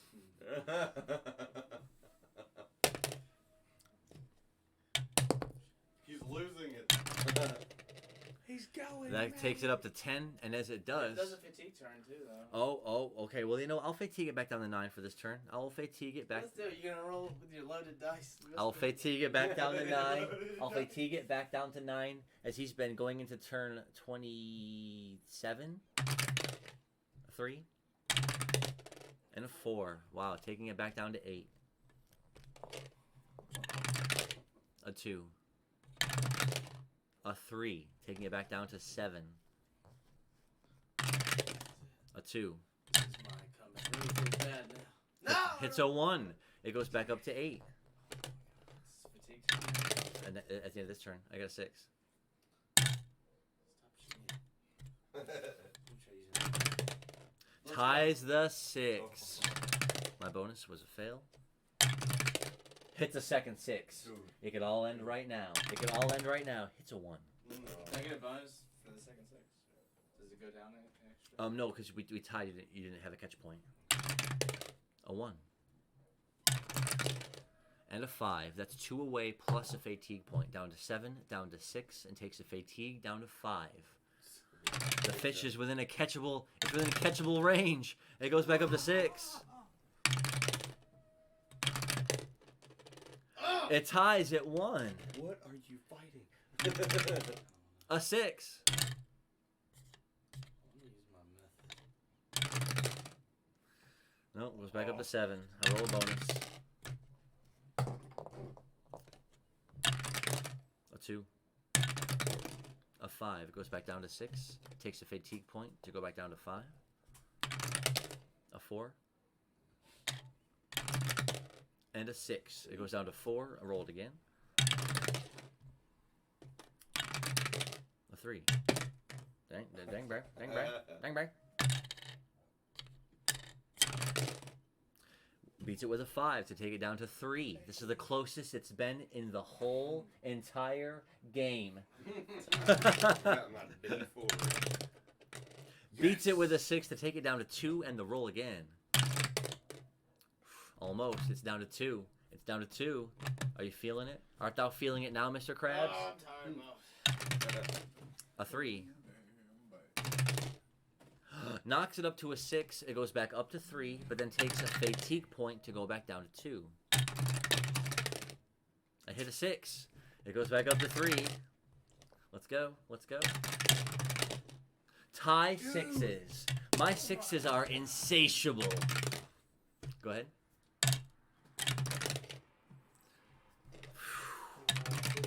A 1. And a 2 to take it down to 2. Aren't you guys glad you weren't fishing against me right now? A 1. A 3. That takes it down to 1. It's down to 1. It's time to get the harpoon. Successful harpoon! Go ahead and roll it again. It's the second floor. Oh, do we upgrade it? A 3. It's gotta be a tough fight with this. Wow, what a fight! Did that go 40 turns? Did it go 40 turns? We'll have to go back. It definitely got around there. We'll have to go back and count how many turns it went. As he went toe to toe with this fish. 40 turns. 40 turns. Wow, amazing. You tried to take it from me too. I did. I was like, that's a fatigue turn. So I was gonna break the Still line. get one more shot. I was gonna break the line right there. You get a lion muskie. Lion musky.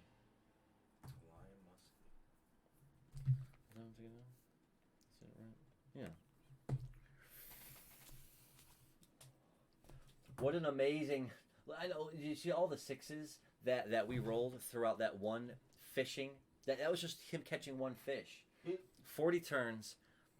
He cracked a lot of the double D6s, but I cracked so many 6s. Why can't I ever do that when I'm fighting you guys? Why can't I ever do that when I'm punching people? I cracked like so many. Yeah. That's what made it take so long. If I didn't have the fatigues, you would have got it. If not for the fish getting tired. So that was was there one more player to fish yet for the turn? Or did all 3 of you? No, it's all 3 of That us. was all 3 of us. Funky Clown. So Yes, it that's is Nehemiah. So- Kiki's turn. It was fun to play too. Which I didn't play. I watched.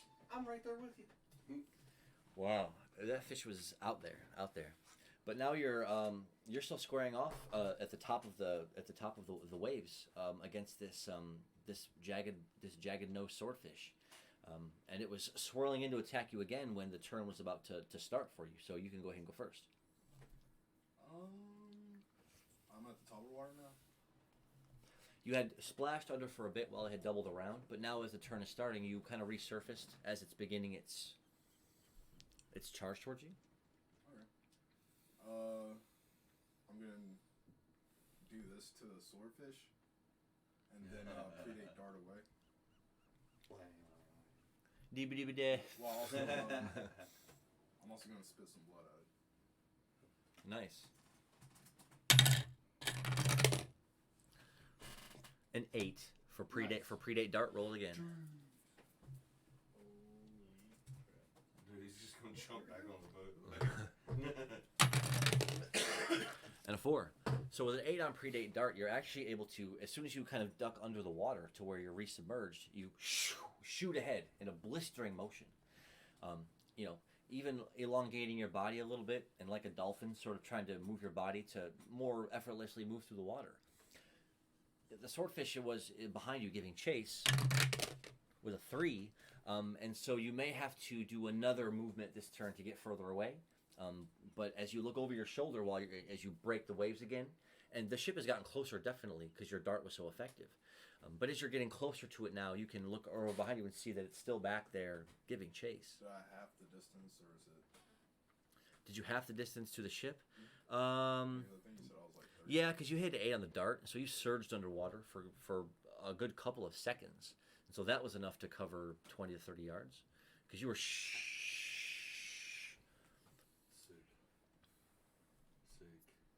Okay. He's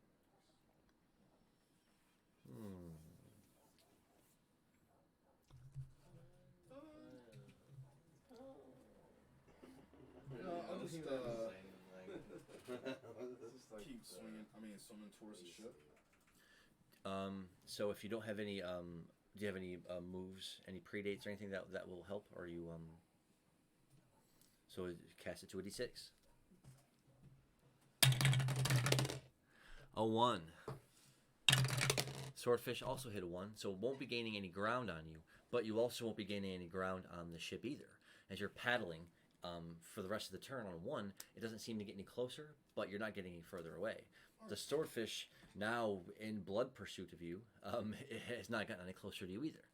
So, swordfish, you, ship. Yeah, because you did predate. Well, actually, you did predate dart and then another movement, so you do have one more.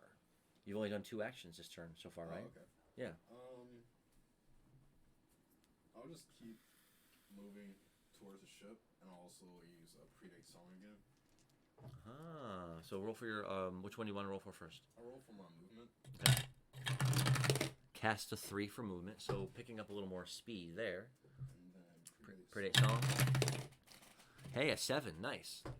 Predate song is a move that he picked up to where he can try to make like a whale song-esque sort of a song. And so as you're now surging towards the boat, trying to get ever closer, you're letting out a...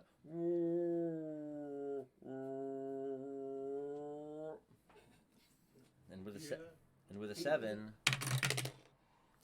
Nope. On a 7, you, well... I can't tell you what would happen if you got a successful enough roll on that, but knowing what the move does, I'm sure you can imagine. Yeah, I got it from a whale. It might be whale mating season. I hope it ain't. Oh, good.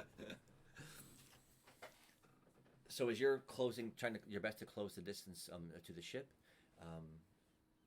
and you rolled 3 for that, 7 for the predate song. You'll still have to roll more movement rolls next turn to get there. You drew closer, but didn't get close enough. Yeah, you didn't get close enough to try to board. So it will come back around to the beginning of everyone's turns again. And barring any 40-turn fishing events, does anybody want to try to fish? Yeah. Who would go first? I guess Sprinkles is resting his weary muscles after fishing that fish for what must have been in game like 13 minutes. That's a while. Let's see. A 2. Roll a 1d4 for distance. Distance of 2. All right, time to bring it in. Now let's see if it proves as difficult. A 5 out of 3 brings it down to 1. This is for the catch. I'm gonna throw a couple of harpoons. Yeah, I was about to say. Now he's gonna get harpoons. Ooh, that's a fail. And that is a fail. Oh man. That is a fail as well. Oh, man. Harpoons aren't landing tonight. They're just not landing. Thanks, though. And for the catch, I hit a 6. And you hit a 2. It goes back up to 2. I will roll the bonus. No bonus. Is this foreshadowing? I hope this isn't I hit a 3. foreshadowing. You hit a 2. It goes up to 3. I hit a 3. Hits a 4. Brings it back down to 2. A 3. And a 1 to bring it back up to 3. Hits a 2. Hits a 3 to bring it back down to 2. Back and forth. I hit a 2. Hits a 3 to bring it down to 1. You've already cast harpoons this round, fishing game, so you can't cast them again. 2. Changed my 2 to a 3, and then rolled a 2. My left hand is useless. Back up to a 2. A 1. And a 6. That is down to a 1 and down to a catch. No bonus, but the 6s are bountiful and plentiful. As you catch, and we'll say you catch a, we'll call it a brown trout. No, sorry, not a brown trout. That you had just caught a trout. You had caught a brown perch. That's what I'm thinking of. Fish. Didn't take long to catch that at all. Very cool. Caught a yellow perch one time in real life. Oh, It was nice. real pretty. I've never caught any of those kinds of fish. I spend a whole lot more time doing the fishing than actually catching the fish. I like fishing. If nothing else, it's just nice to focus on your line on the water instead of everything else. Oh, it's soothing. It's calming. It's a great way to while away a day if you have one. We're coming into the time of year where we can actually get out there and do it too. It's been so cold. Absolutely. Wilt thou go ahead and fish it again? Yeah. We'll throw that D10 in as you Do we cast wanna your line. move the mic from the thing 'cause it's like right next to it, you know? Yeah, I know you can't see it on the Clickety-clackety camera. might be a Yeah, little might bit be. loud. It's a Do the braces. clickety clack, trying to get that clicking off your back. Try now. A 6 for distance. I'm sorry, 6 for fish size, and I'll roll a 4 for the fish's distance. So now let us roll it again. I got the 4. You just gotta get it. Ready with the harpoons. A 5 out of 4 to bring me down to 3. Just standing beside A 6 and a 6 to tie. Roll my bonus. No bonus. Hits the second 6. Please. Is it time? Is it time? It's gotta Is it be. time? A 5. Oh my god. Did I try Oh, to roll a man. 6? I was like, haven't we Get gotten that 6 close assists. like almost 6 times now? Like, Yeah. shouldn't it like be about time? I want to roll a 6 for that 6. It didn't work. So close. So close. A 5 and a 6 again to bring me down to 2 and roll the 6 again. A 3. He's on the hunt though. He's on the hunt. I hit a 3. Hits a 3 to tie. Hit a 4. Hits a 1. Goes back up to 3. And we're disabling. Let's have to glue this thing down and be done with The it. castle is coming apart. This poor dice tower. Take a talk. A 5 and a 6 again to bring it back down to 2 and roll it again. A 4. The 6s happening right now are monumental. A 4 Insane. hits a 6 again Oh my to bring it down God. to 1 and roll for the catch. Should we do the? He gets a chance to do a catch roll. He gets a chance to do a catch roll. A 5. Now it is at 1. Will anyone cast the harpoon? We have a 1. A fail. We have a 2. Attempt 1 failed. Attempt 2 with a 2. A fail. This is for the catch. With what you've been rolling, I'm not even worried. I hit a 3. Hits a 4 for the catch. Beautiful, beautiful catch. What a dramatic sequence that time. Yeah, I guess. Wow. Amazing, amazing.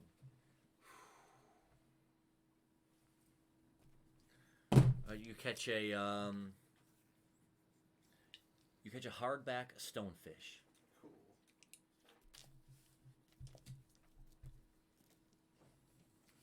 Cool. The 6s. Drum is on the hunt. Trying to make him happen.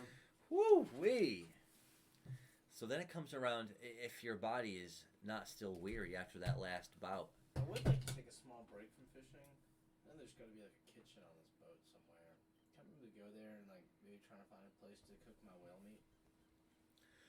Yes, you can go below decks, and as you do, you go down the first set of steps. And as it turns to go even further below decks, this floor has a nicer looking open sectioned area where there are a couple of boxes and crates and things set up, but there are doors. One hallway leading off in this direction and a door, and then a door here, and a hallway leading off to the right, and a doorway next to that even.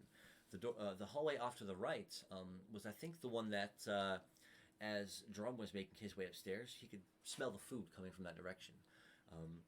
So as you walk across this small little section of room and look down that passageway, yeah, you can see steam coming from a room all the way down to the end.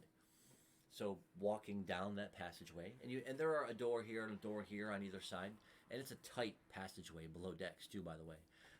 As you get to the end, and there's a door that's open, leading you, into a big kitchen, and there's, like 2 chef type characters.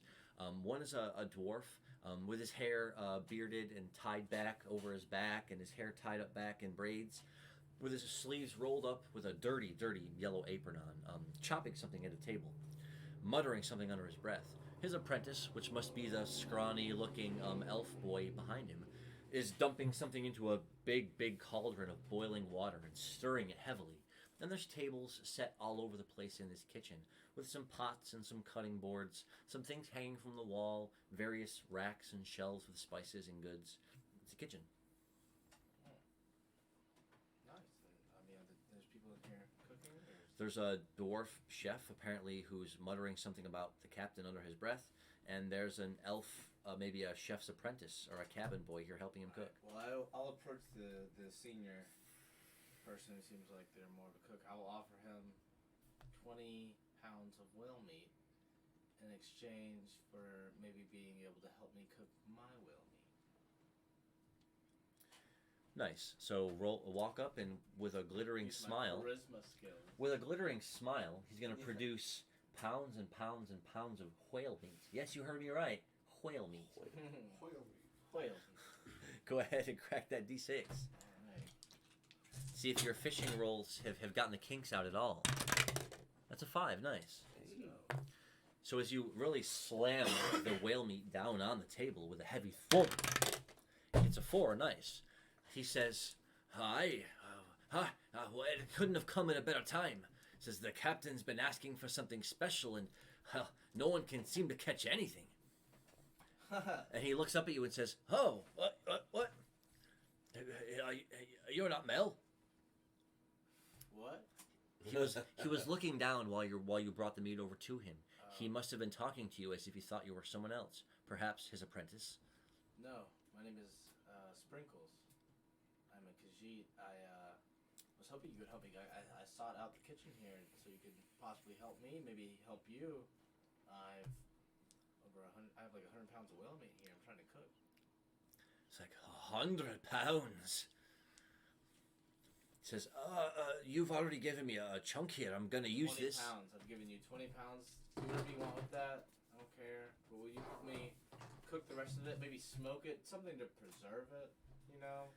He says, "Oh well, anyone knows that you've got to pack something in salt if you want to preserve it."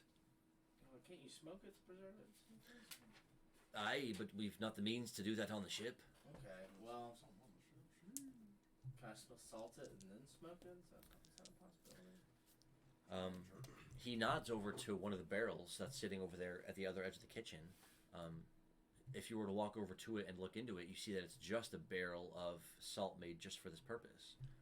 And so he's saying I can have this too. He's saying that while you're standing in the kitchen, I guess you can use it because you provided him with 20 pounds of meat and you beat him on a D6. I did. Which is very kind of him. He is going to. He's already watch him eagerly chopping up the portion of the whale meat you gave him, and as he's cutting it up, Can I ask him to teach me as he does and explain the techniques? roll a d12. This is a skill. I heard him try to ask it in a veiled way. You hear? Did you hear him? You gotta have the right words. Trying to use all of his charisma. Hits a 5. Well, it won't be enough for him to teach you a skill, but he says, "It's enough the captain told me to let you guys just go about the ship as you pleased. It's like, just stand back and watch, boy." Okay. He calls out for his apprentice to get some various spices and things from one of the shelved racks. He does, and he already starts rubbing the meat in some kind of a meat tenderizer of some kind. And then he's already putting some dough maybe and breading it.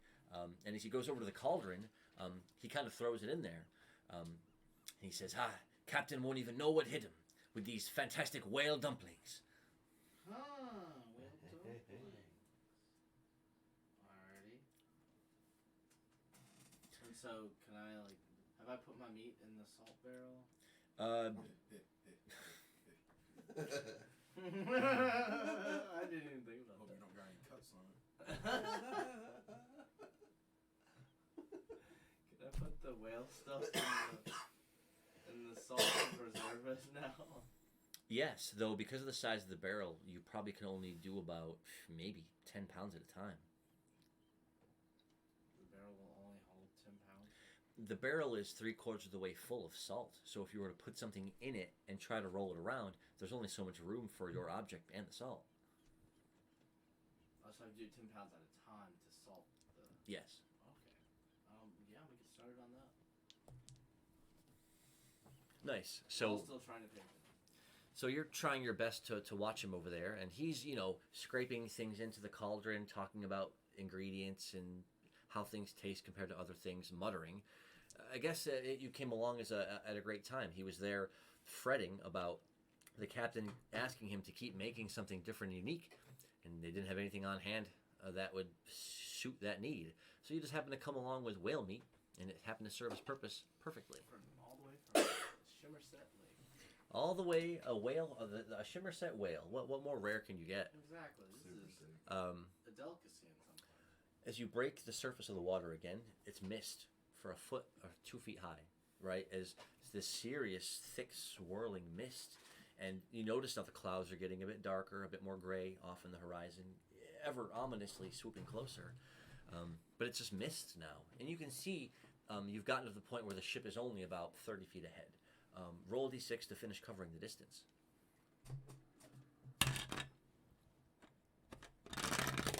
A 1. So as you're paddling towards the ship, you all of a sudden, looking off this way, see something an object on the water as the mist is parting. It's hard to see what it is, but it looks like it could be a ship. And as the mist sort of swirls away from it and it spins into view, you can see the mast is totally broken off, the sail dangling off into the water, holes in the ship, a body dangling over the side. It's a grim sight now that you're seeing as it's pivoting into view, maybe 50, 100 feet back behind where the cargo ship is. But with all the thick mist, you don't know if they can even see it or not. But as that ship appears from out of the mist, looking to be broken and destroyed, with no signs of life or movement on the ship at all, as you're about to sort of cast your action for the turn, we're going to go ahead and take a brief intermission at the 2-hour mark. Need to take a necessities break, freshen up our drinks, and you guys, if you're watching, don't forget to hydrate, get up, take a walk, take a stretch, especially if you're playing those long bouts of RuneScape. You know what I'm talking about. So we're going to take a brief little respite here, and we're going to find out what's going on with this curious ship when we get back.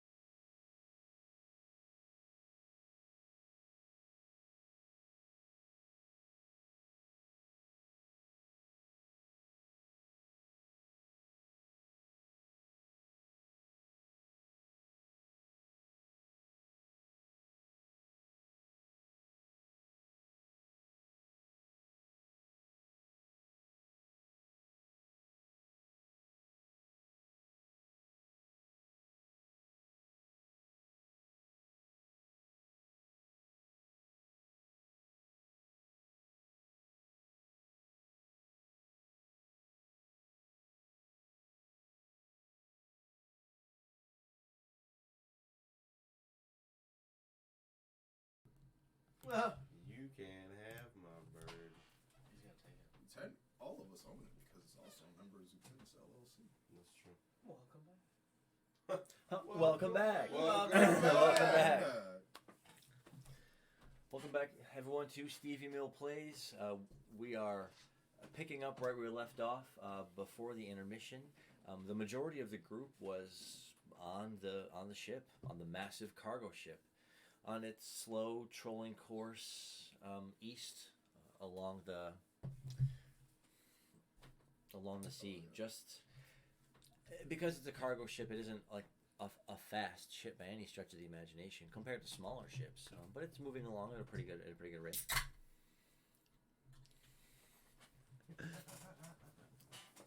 So thank you all for tuning in. If you're just joining us or if you're watching the whole time, there's been a lot of fishing, right? There has been. Now it's time to do So some. I'm getting attacked by Really? fish. They've lazied the day away fishing, really. So that's what you've missed in the last 2 hours. They sat I'm fighting for my life. on the deck of the ship. You know, 75% of them sat on the deck of the ship and fished, and he was fighting for his life in the water against a swordfish. It's true. That should be yours. But you did see something ominous as you were just about to get up to the back of the ship to get caught up, and the mist had gotten so thick and so swirling that it was really not rushing in, but sweeping in slowly, curling to where it was only about 20 or 30 feet away from the ship. That must be if there's a storm moving in or something. But it's so thick out there ahead in the water that you just saw, the broken top piece of the mast, and then the corner of the ship is just coming around, and then it comes closer into view, almost coming out of the mist, and you can see, a body draped over and no signs of any motion. Big, huge cannon shell holes punctured in the ship itself. Is it sinking while I'm looking at it? Or is It doesn't. It doesn't appear to be sinking. It appears to be floating along. Though, why don't you go ahead and do an investigation check if you're going to roll d6. I can maybe tell you anything I gotta extra. make my way to the ship. Then use that turn to turn around and get back on the ship. Yeah, my priority would be getting back on the ship. Okay. Wait. Is the swordfish still behind me? We will actually say, and I had planned for him too, but he did not make either roll. So something must have scared it away. Maybe something about this strange, silent, approaching ship. But as you looked off to your right over your shoulder, there's nothing in the water, and the mist is so thick you would hardly tell anyways.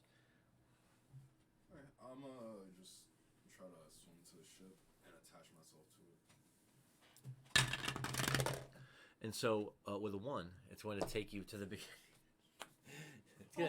It's probably going to take you to the beginning of your next turn, because as soon as something like this happens, to everyone else who's still on the deck of the ship, that's Irving and Drum, you would hear different things happening, right? The captain yelling, bellowing different orders from the front of the ship. A whistle getting blared out, like a wee wee or something like that, shrill. And then all of a sudden, the sailor hands, all spring into motion, pitching up one of the sails, the bigger one, drawing it up totally. As the whole ship kind of slows down a little bit as they run out this big, huge, long, slanted log out from the front of the ship with a huge emblazoned, looks like a big black thing on the end of it, right? It looks like it's got something on it, or it's been drenched in something. As soon as they balance it out there and secure it in a place, someone lights a flint and sets a spark on it, and the very end of it, boom, erupts into a blaze, putting a huge, it's about 8 foot long at the end, with a big blazing torch at the end of it. As the whole ship slows down a little bit as the mist starts to curl in. I guess we'll cut to the captain now, who was above decks until he just issued that order, and then he went below decks to his cabin, where he's probably doing whatever navigating he needs to do to maintain the course for now. Well, it's going to come to, well, it's going to come down to the two of you, to what your turns will be. As far as this mist rolling in, again, everyone sprung into action as they got themselves ready to slow down and tread carefully in the water. Can I cast my line again? Of course. I'd like. Will you fish again? I'll fish again. While he's fishing, I would like to make. you're rewarded with I hope so. While he's fishing, can I say that my character's making his way to the back of the boat and try to fish off the back? Nice. It'll take you the majority of your turn to cross the large section of the deck leading to back, and there are two sets of steps that would go up to that top tier up here, and there was a deckhand or two up here, doing things and working to keep the ship. You wouldn't know what they're doing,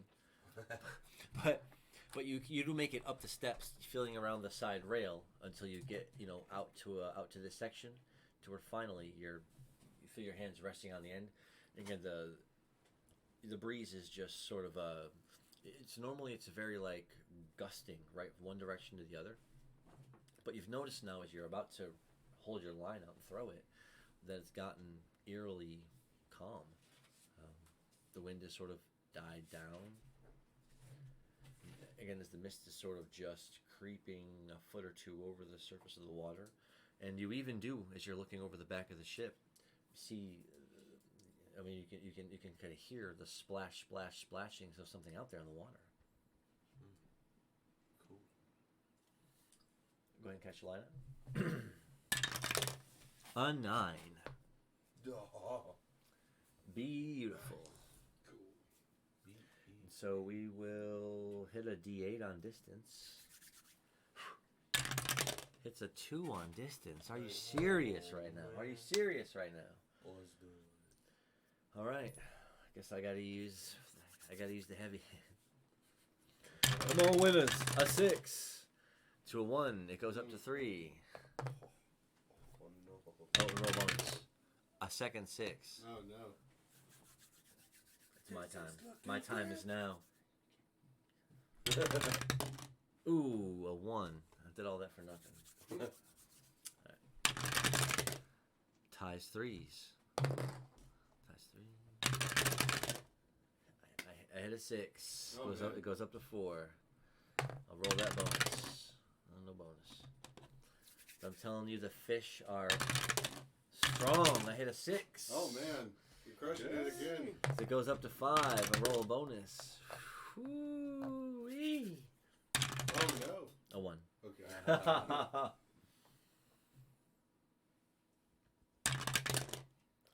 Tied a 1. How on earth? Let's get this other way so you can try to get a peek. Yeah. There you go. A 1. Nice. Down to 4. Now it's the time. 3 and a 4. Nice. Takes it down to 3. Ties 4s. A 5 on a 2. That takes it down to 2.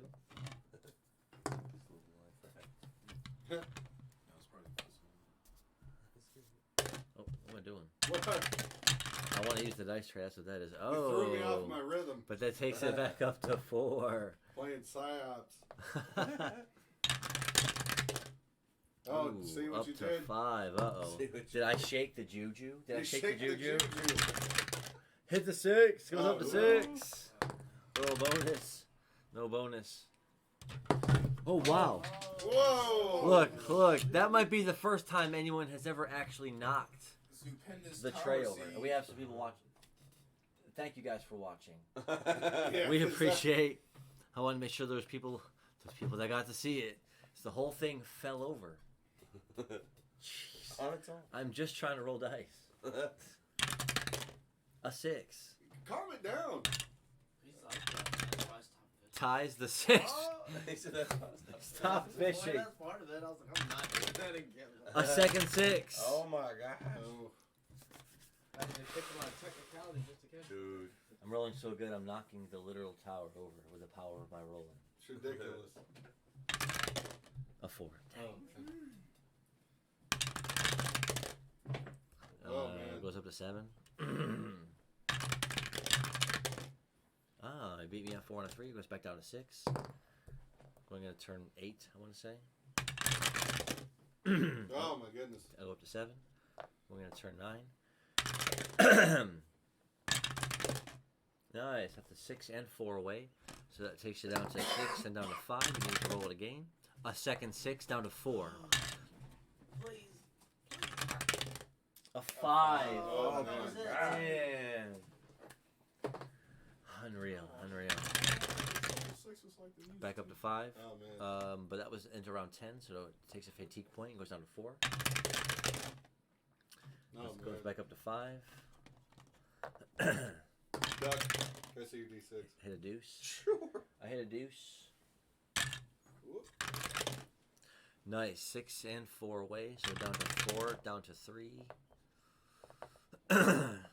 Getting closer. A 2 and a 4, down to 2.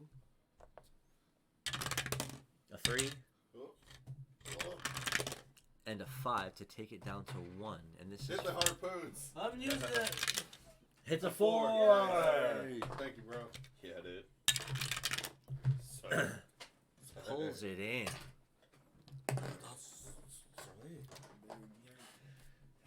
You get a we'll say you catch a deep blue moonfish. Moonfish? Yes. Cool.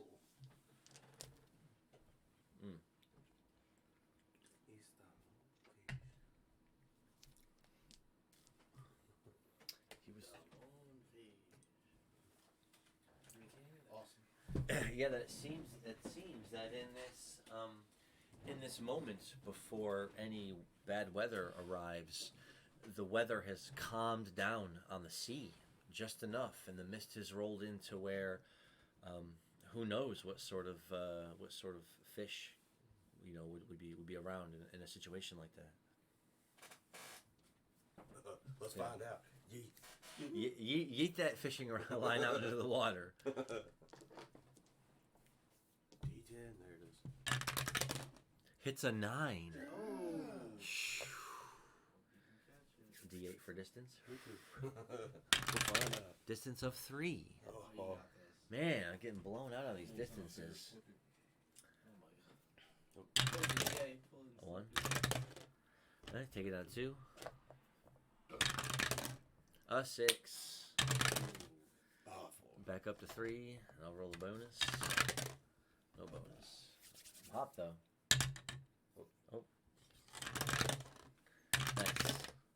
Ooh, that's down to 2, down to 1. This is for the catch. Get the harpoon. Deuce. A 1. Oh. And a 3.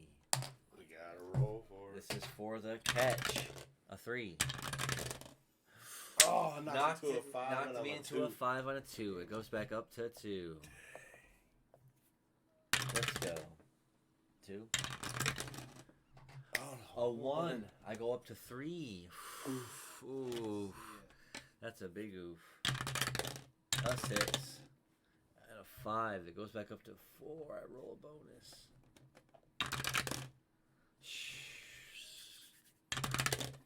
Warming back up. Going back up. Ties 4s. This dice is... Oh no. Oh dang. That's 2 away. Down to 3. Down to 2. I roll it again. Dang. A 1. Well, this could be it, folks. A 4 is down to a 1. This is, did you use it? If you already used it for this fish, you may not use it again. Can you use game? He's already used it too. A 6. Let's go. Back up to 2. Roll a bonus. A 2. Back down to 1. This is for the catch. no. Oh, roll a 1. Sweet 6. I embrace you. Hits a 5. Back up to 2. Going into going around 9. We'll say we're going around 9. A 4. And a 3. Goes up to 3. Going to round 10. A 6. Oh. Popped it to a 4, but it wasn't enough. It goes up to 4, but then takes a fatigue point, goes down to 3. A 1. And a 4, goes down to 2. See, like it's so easy to do. You just can't help. You just can't help but just give the littlest bit of it. Oh dang, a 1. And a 6. That's down. That is enough for the 1 and the catch. Hits a second 6. Is now the time. Oh, 5. No. He's had so many of them. No. I feel like 8 or 9. Someone from the area code 665 was hating. Yeah. All those 665ers out there, I'm sorry, y'all. I'm really so sorry. Yeah. I really am. Unreal. We'll get them next Wow. Next time. We got him though. You still got it, yeah. It's still a level 9 size. But Yeah. Oh yeah. Ladies and gentlemen. We got it. Say it's a largemouth firefish. Largemouth firefish? Very cool. Put it on the front of the ship. I'm gonna.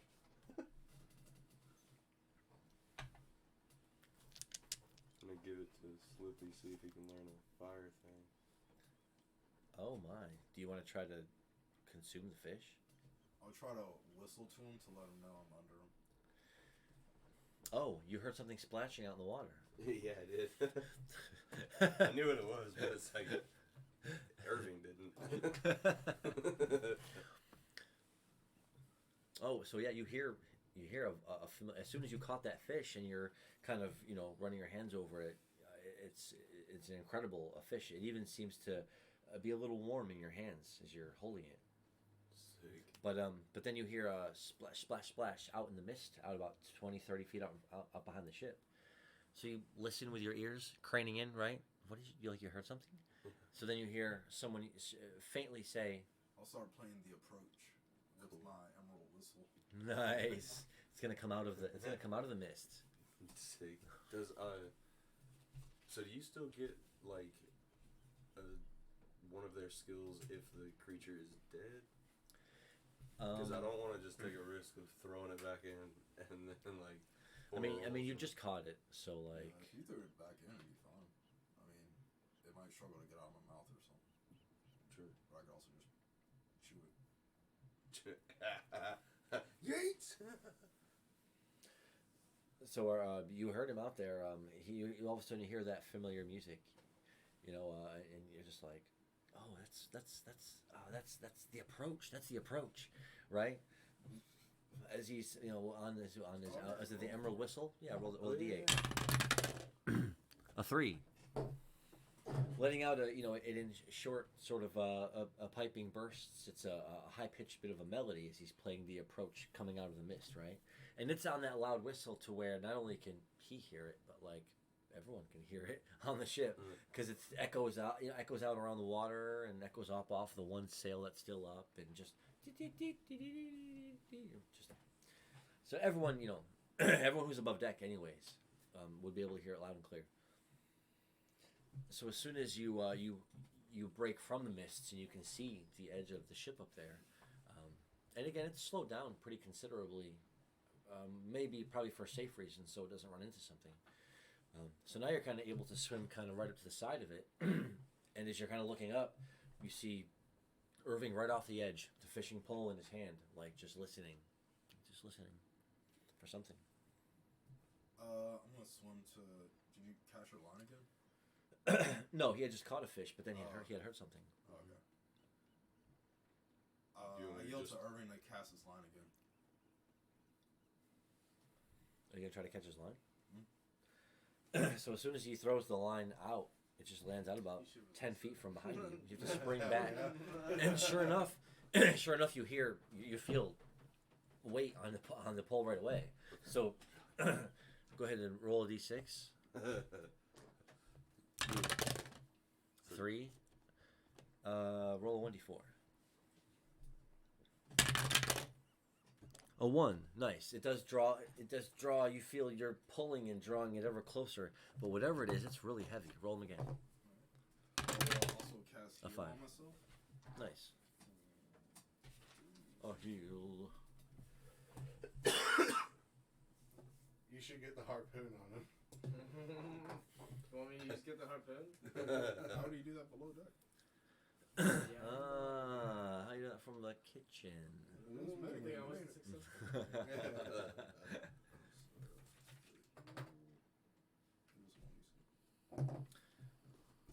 I just want to say, thanks for the tip, man. This is gonna be a Deals big for one.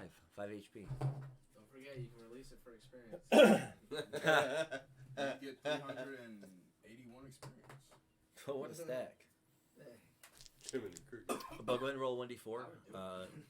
You're like trying to be caught, but you have to roll something against his dice rolls because he's trying to really win.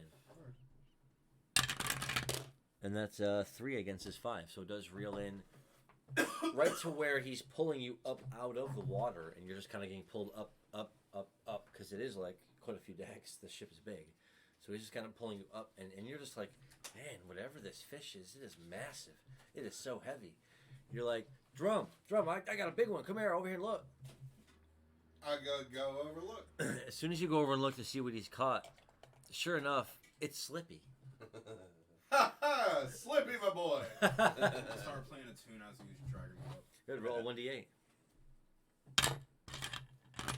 Ravenheart. An Dude, 8. Did you see the spinner An running 8. at the top of the Whoa. stairs? That was awesome. I've never Hits seen the that 8. Let's go. I'll try to do it again. Howdy, howdy, welcome back. Did you see it? No way. So He that just picks he up had a his spinner song. It was just running rolling like this at the in there. top of the stairs, and then it rolled. Whoa. That's pretty sick. I don't know how it got stuck in there. It got wedged perfectly. Yeah, it was like that, Yeah. and then it just started spinning. Sick. That's a lot of circumstances that had to happen. Hmm. Very cool.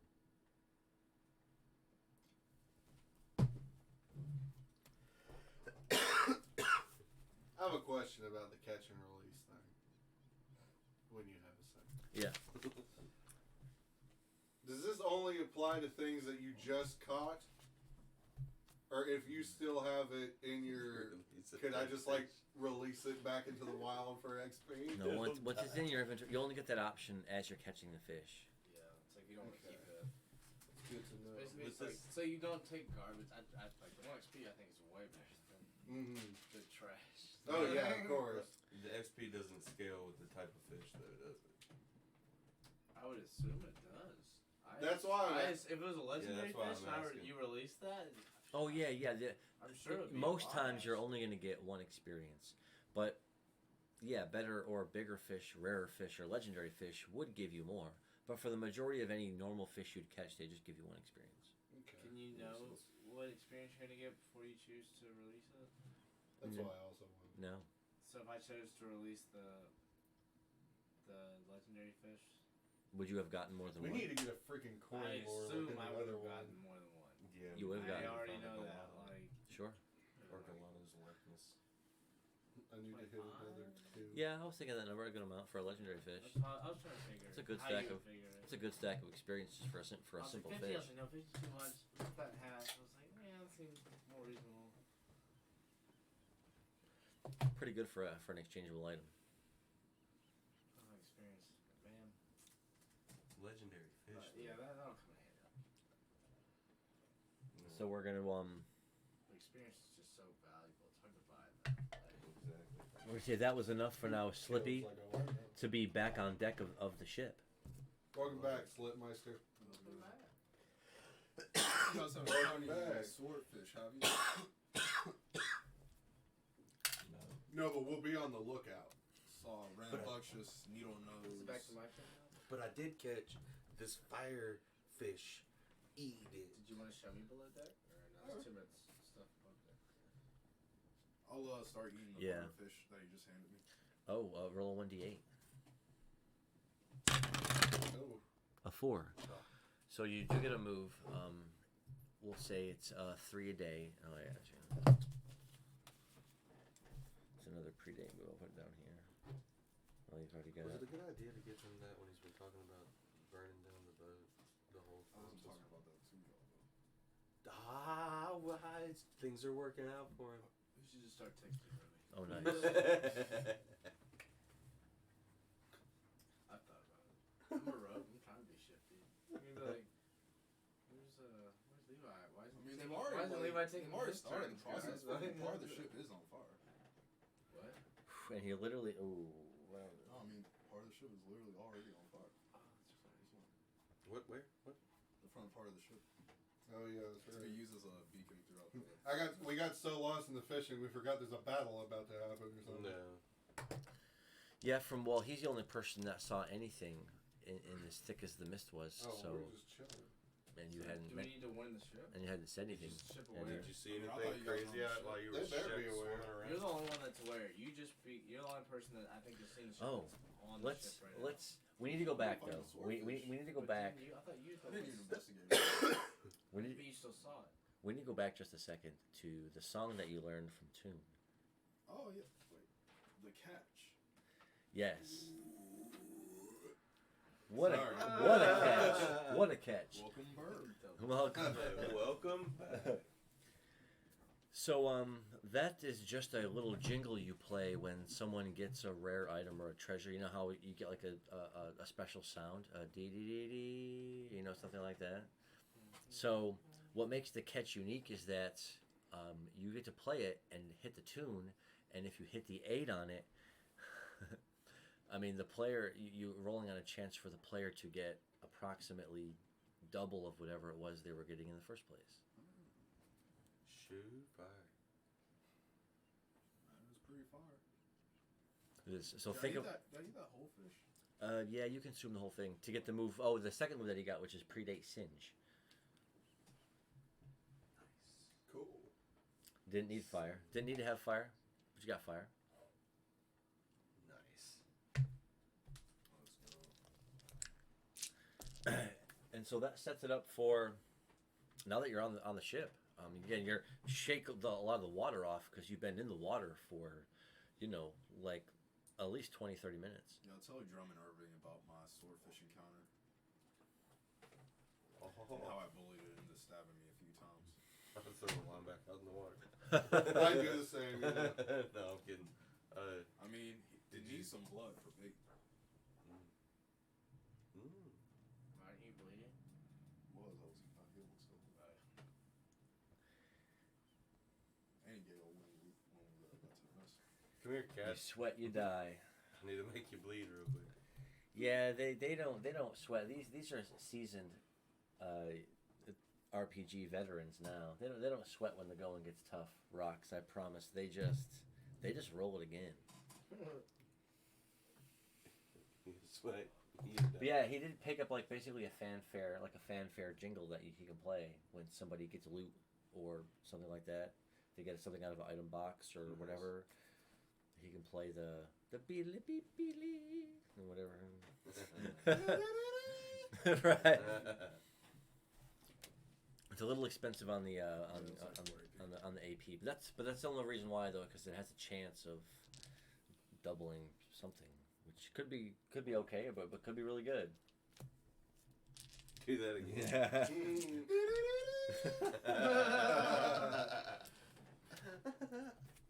I was telling them. Exactly. You see, they need to come here and just pay us to come up with all these jingles because we can come up with them all. That's one of our side hustles for Zucchini LLC. We come up with jingles. I was actually telling them earlier tonight about the dollar store Thor because it was so awesome. I mean, I had to make a point to go and watch it, so I know that they're gonna go back and take a peek at it.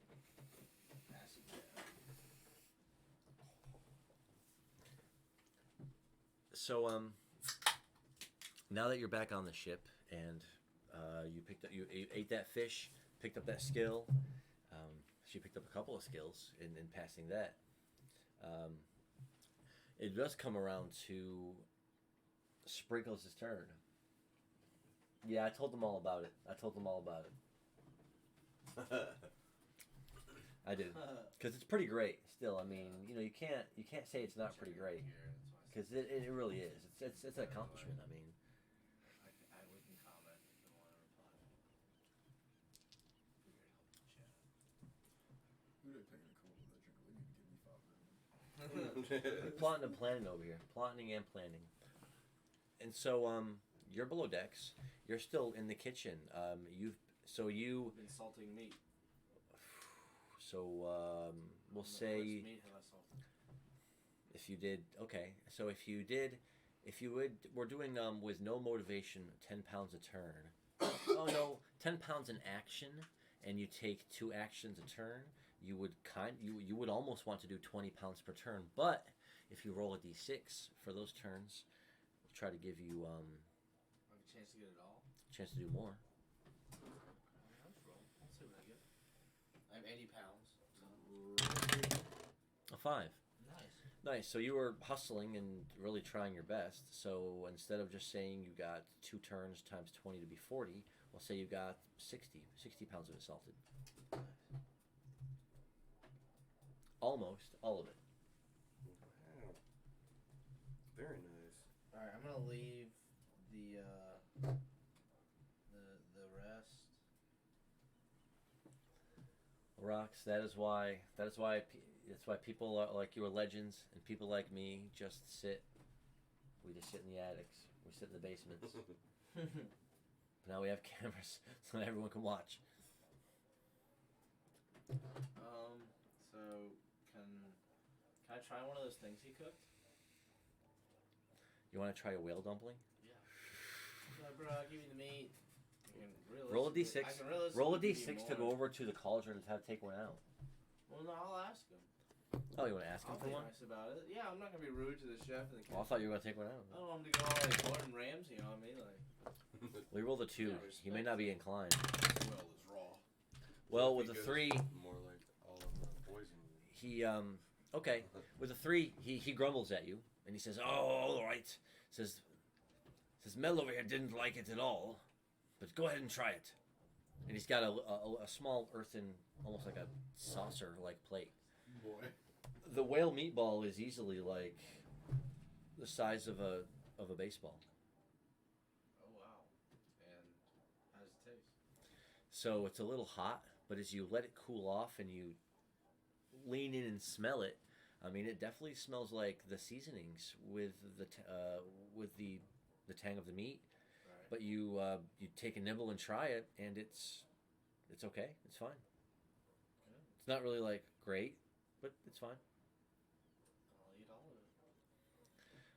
So gobbling it down, you make a point. Actually, roll a d6 if you're gonna try to sell it. Hits a 5 to sell it. 5 keeps you alive. 5 in a row.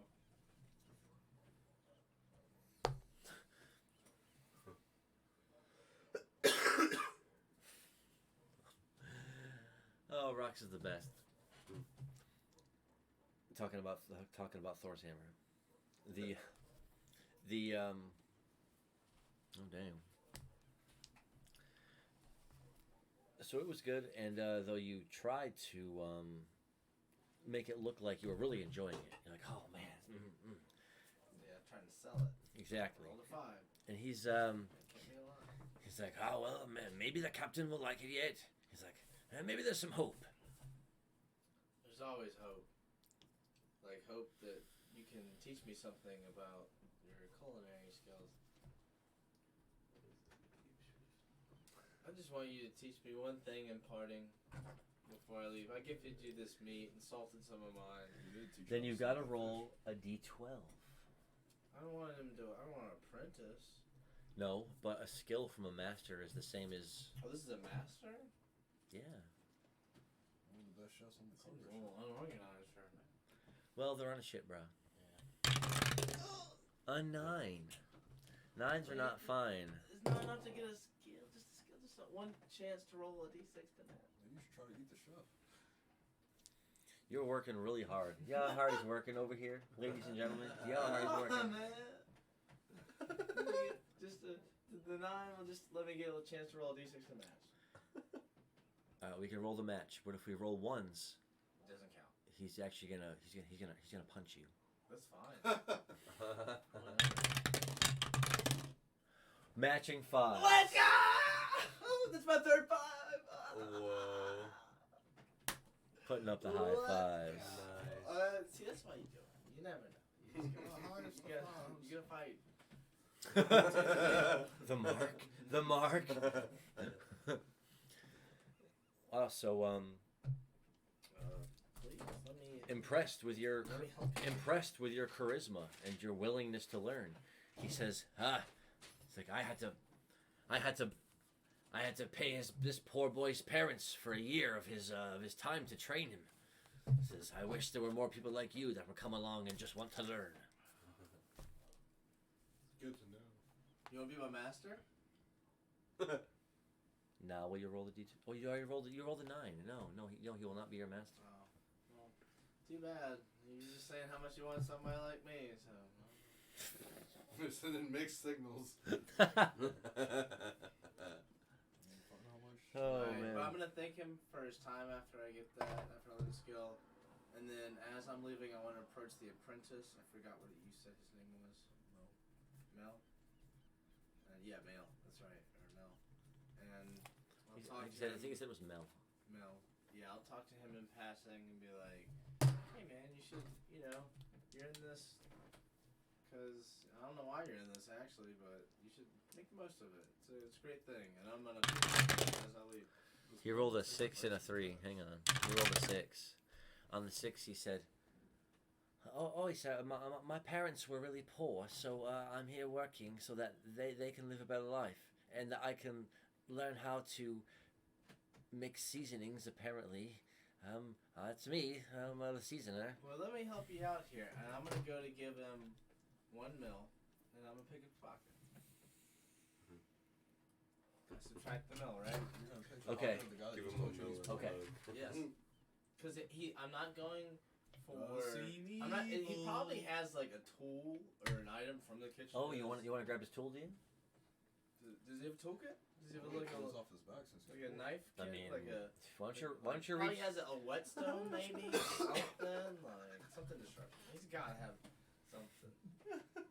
Why don't you reach around in there? Let me know what you find. I'm not going to use that terminology, but I will certainly try to pickpocket and steal an item from this person. So and I'm going to do it in a way where I'm offering him money for his sorrows, and instead of 1, I'll give him 5. Wow, so a 5 mil coin you're gonna flip out to him, right? And as soon as he goes to catch it, you're gonna like reach out, like you're gonna shake his hand, right? And in doing so, you're going to attempt pickpocket. Pickpocket is a 7. There's no dice number I can roll, but he can at least roll a 6 for some awareness. He hits a 6. Oh, Remy, man. stop! He He hit used the that six. dice that he's been hitting.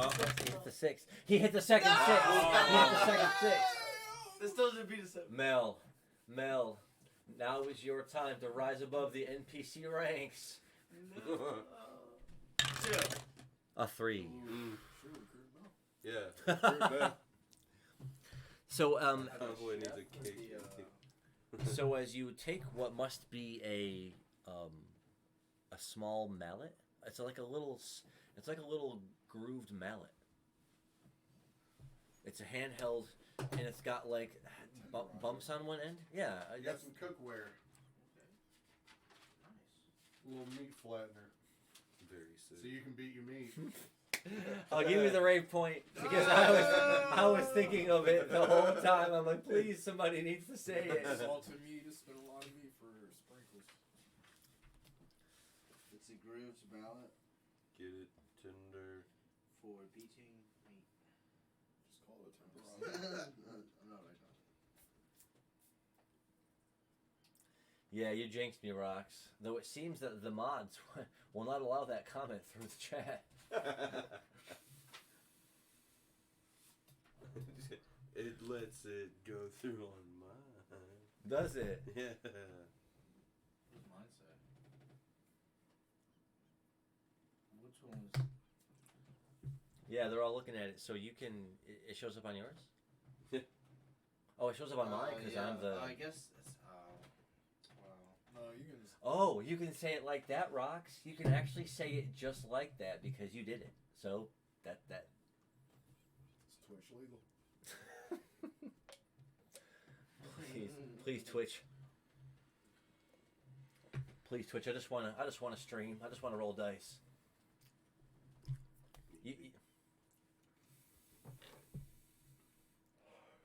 Isn't that what? Yes, and so you did technically get Roadrunners. a cooking apparatus that allows you to, by striking it, tenderize meat. Oh, that's what you do before you smoke it. You don't know that. Maybe I do. And you stole it from his person. And he was on 2 6s. He's completely aware of it now that he realizes it's missing in his inventory. But realizing he can't do anything about it, he's going to say nothing. He is just poor. I'm gonna pickpocket him again. Can I do that? If you do it this time, And I fail? Will he say something? yeah, if you do it this time, like he'll take actual actions. If I fail, if he notices. Right? Is he not gonna Is that the stipulation? Like, No, just go Like, with no, the it doesn't money. matter He's what. gonna get a reaction roll regardless. See what I'm saying? 2 dice? No, not 2, but why don't I just roll this one? That I mountain hate is that all- one. I'm gonna do it. Kitchen. He wants to do it. I don't It's Mel. respect this young He's man. a lanky. I respect the chef. He's a lanky young elf boy with a white smudged apron, pointy ears, I'm gonna show him why and he blonde can't like hair. that. He rolled 2 6s. He should have said something. If he's not, I'm gonna try it again and show him why you did. Wise words, Sir Revenhart. What's wise words? What do you say? Yeah, always Oh. bring a meat mallet. Always bring with me in my survival pack a meat mallet.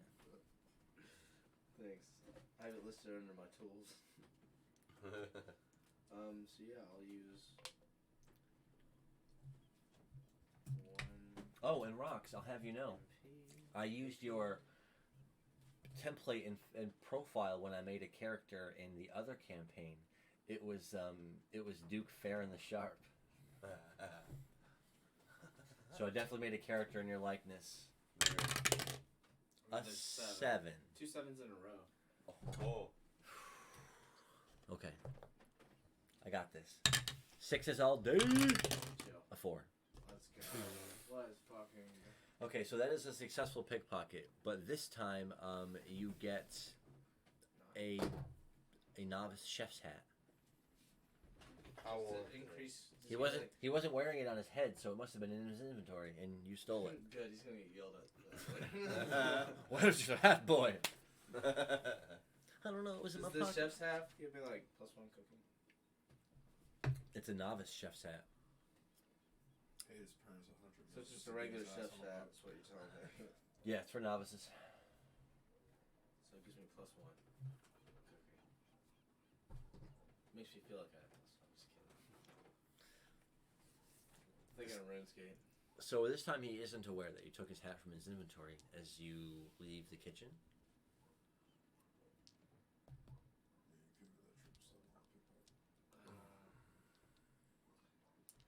you trying to If I get pickpocket if chef. I roll another 7, will that bear significance? You probably only get that 5 million you gave. And You the could only try- way I can roll a 7 is if I roll a D8, and the easiest way to do that is through the pickpocket. So You could try and pickpocket the chef I'm on not the way going out. to. Too Okay. much respect. Okay, that's fair. Too much respect to pickpocket the But chef. no I get that. respect the money Certain you paid there's for. certain characters, certain occupations. I will not rob a chef. Someone that prepares food for people. But his Oh, yeah, the chef but his has money, measly you can't- apprentice gets pickpocketed He got multiple turns in a row. Hey, he ain't a real chef. I yet. don't have to go after the chef. I can leave and find another target. Maybe the captain. No, that kid seems He like knows he's a me. target. Yeah, I guess I can leave and to find another target and roll another D7, and I guess that will probably be my turn. Because I'm sure people are gonna be scrambling in a second Yeah, for reasons that I'm not aware of. But perhaps. so in the mayhem. So is that you're gonna be leaving the kitchen and heading back up? Oh well, then I'll thank the chef. Say thank you for your wise words. You can make something out of this young man. Yet, hopefully. You should put the hat on. He doesn't seem trustworthy though, so I don't know. Well, put the hat on before you leave. No, I thought about that too. Look at me, I'm the apprentice now. Just hit the walls with the tenderizer on the way out. Yeah, I'm just like, bang. It's for meat, not wood, boy. What's the difference? It's like I came here to beat meat and Wow, do pickpockets. nothing else, and I'm all out of meat. So. I heard there's people stacking them. Well, heading back above decks. It's going to take you. I just had your guy. There he is. Heading back above decks. Were you sounding any? I mean, they hadn't seen anything through the mist yet and the water around them. I mean, my thing is because I was just getting on the ship and they lit that thing in the front, I would assume that they would be able to see more than me. Well, because you were in the water here and you saw it off in that direction, and the torchlight is way up here. It's all the way in the back end of the ship, so in the back it's as if you wouldn't even be able to see it. The ship is big, pretty massive. I wouldn't see it as a threat because it was just like already done with. I'm probably just putting it back in my head. So you can go below decks. You can fish for the turn. You can. I'm gonna attempt to bound up to the crow's nest. Ah. Is that a predate? Mm-hmm. Nice. Roll a 1d8 to make a single leaping bound. Call me Caesar. Hits a 3. So crouching, you spring up and out as hard as you can. Though you can only make it up about a third of the way up this one mast. And this is taller than any other ship that you've really ever seen before. The ship itself is pretty huge. So you get a third of the way up, clinging to the side. There's ropes hanging down here and a bit of the sail flapping over on this side. So you have to kind of scramble and climb. I'll use the move I learned in a dream to like have the rope just go through my body so I can climb. Oh yeah, roll d6. Nice. A 3. So that'll just kind of, without your body moving, you just kind of start going up the rope like this, slowly. So it doesn't take you long to get to the top of the crow's nest. I don't really want to balance you up there. Do it. No, I'm definitely not going to balance. I'll balance him on the tippy tip top, maybe. You can lean him up against it. Yeah, it's just made out of paper though. I don't want to mess it up. It's not wood. Yeah, I don't really want to mess it up. Sure, one like lean against it. Like... Yeah, but then it's like putting pressure on the paper. Putting pressure on the paper. You know, I don't want it to like. I don't want it to fall. That's gonna be a little shook. I don't want to damage this beautiful ship. That's kind of scary. While I'm up here, I'm gonna play the tavern ditty. Nice. 1d8. That is a 4. Nice. That's enough, you know, for you two with your whistle and your to start playing a. I'll do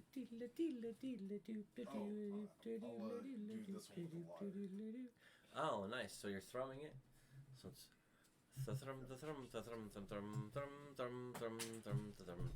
you know, something lively and that has a nice beat to it.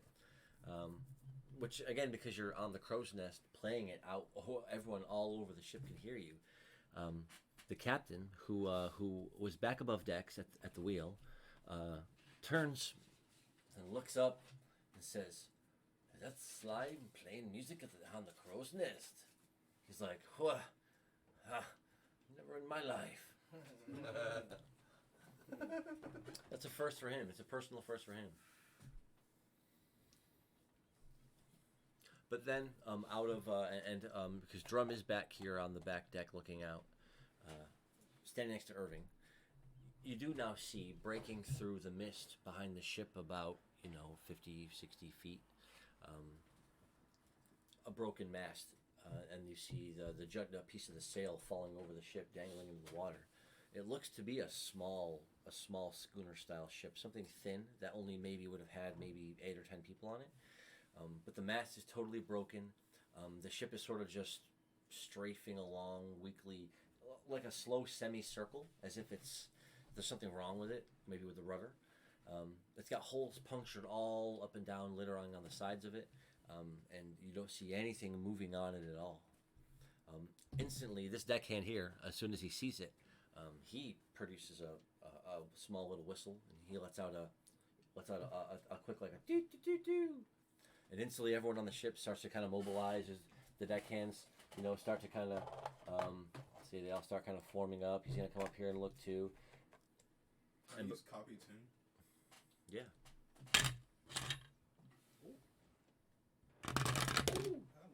Ooh, a 1. Ooh. Weren't quite able to That get was the smart, 2. though. That was a You miss clever. 100% That was of the a good shots you don't take. application. That was a good application of the skill, though. Yeah. That was the perfect time to. It's like an alert skill. Indeed it is. But now the deckhands are all mobilizing. As the ship slowly, and the captain at the helm, the ship slowly starts to kind of turn in this direction, right? As if it's turning around to face whatever is happening behind it. To which, Drum can see that it looks to be a almost completely destroyed, desolate-looking, attacked ship. But as the cargo ship finally comes all the way around like this,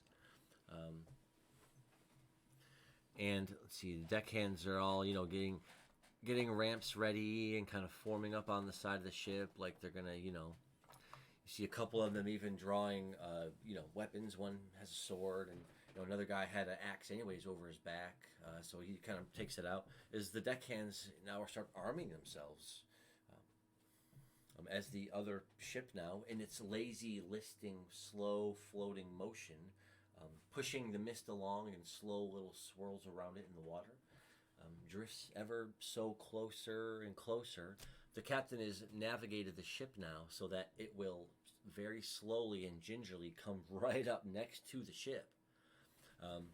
As if this is some kind of coordinated move that the sailors have done before.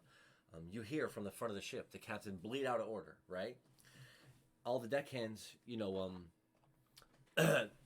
with their weapons sheathed, they all take out these wooden poles. They're all like 5 feet long, and they all have them out like this, right, holding them out at the ready.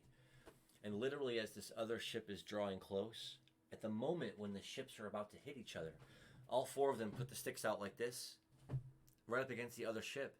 And with their bracing it alone is enough for the ship to stop. About 5 feet short, both ships lined up against each other in the water. Instantly. Ooh, and now that was the one time I would actually need a second ship. Blocks to the rescue. Blocks.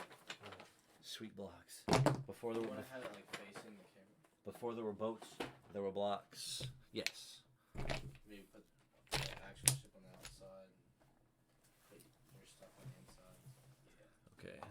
Reverse everything.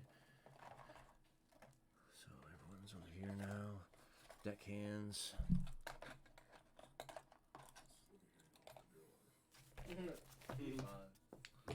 As the other ship looming closer and closer, finally they use that spearing technique to halt the ship.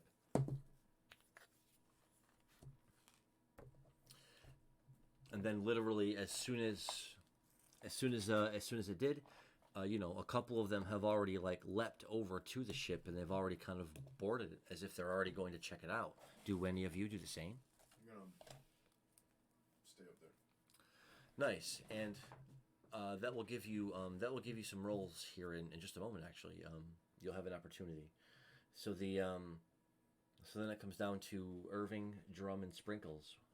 Will you board this ship, or will you wait and see what happens? You guys have boats. I would stay on the ship. But it's also up to you. Well, I'm below deck. About to pickpocket one of our. I got. No, you were coming above deck at the end of turn, so now you saw this. So now you can. So I have you above deck, looking over here as the other ship, and again, it looked like it had recently been nearly destroyed by cannon fire. The whole thing decimated, even holes in the decks itself. You see that it does have stairs where it looks like it would go below decks, and you see what look like, as it draws this close now, you can see what look like bodies strewn all over the place.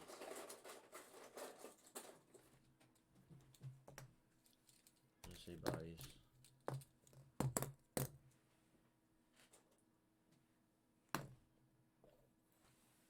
Just bodies laid out everywhere. Okay, so I do want to go to the new boat, but I want to see how the crewmates fare over there before I go. I want to see if they just drop dead, or really hard. Yeah, I just want to see if I hear any like thuds or anything, you know, like bodies dropping or something. Okay, that may be wise. Maybe wise.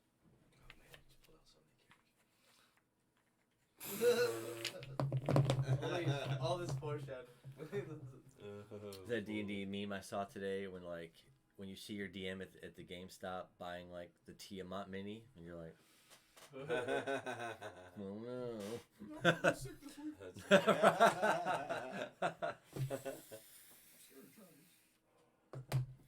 Calling in sick. Street. Someone's car going off? Yeah, it's not any of ours though. It would be a lot louder. Casey, lights flashing. It's gone to. Whoever's it was, they tended to it. That's right. You'd hope so. Yeah. So as the deckhands, 1, 2, and then 3 of them have hopped over, and they're sort of stepping over in between the bodies now at this point, kind of looking around. The mast is only half up. The rest of it's busted out, sails sticking out down here, holes literally blasted in all portions of it. So as everyone is locked in on their turns, just will you do anything extra before the next turns come around? I'd like to walk to this corner here. He's like, oh, back up. Right, step all the way back. And I'd like to just be like holding my bow, just kind of just ready for whatever happens. So I'm gonna give you a listening roll because you pulled up here to listen. So I'm gonna roll a blind sense if I can. Yep. A 5. Yeah, you get an uneasy feeling right away. You don't hear anything moving on the deck of the ship, but you just get this really uneasy feeling, right? You're like, something's not right. You just can't tell what it is. Burn it down! I don't know, it just feels funny. Just ran the ship into it. And go ahead and roll 1d6 for your, because you're on the crow's nest. So I'm going to give you a chance to really survey everything. A 6. Oh, roll it I again. needed that. That's going to be enlightening. And 5.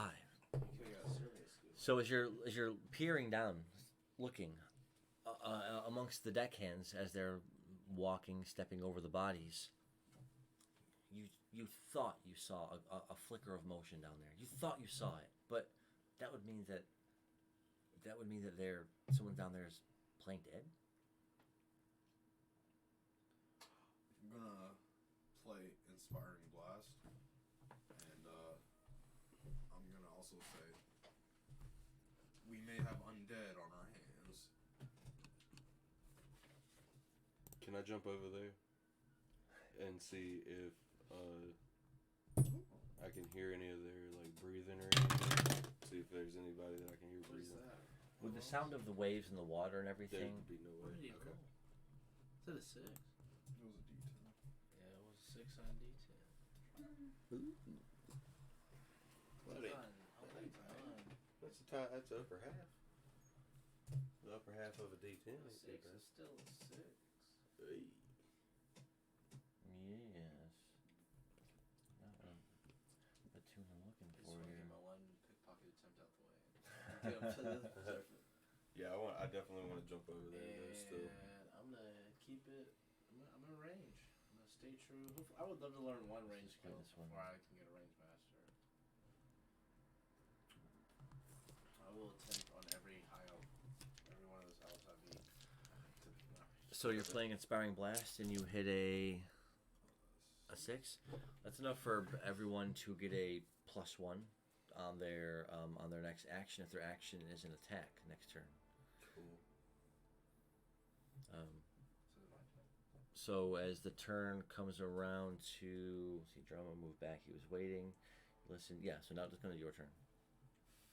So as I left the kitchen. Yeah, you already walked across the deck of the ship. You were saying next to Irving as he was doing his blind I sense. didn't see anybody on the way to that. No. No single person. And is there anybody else on this ship?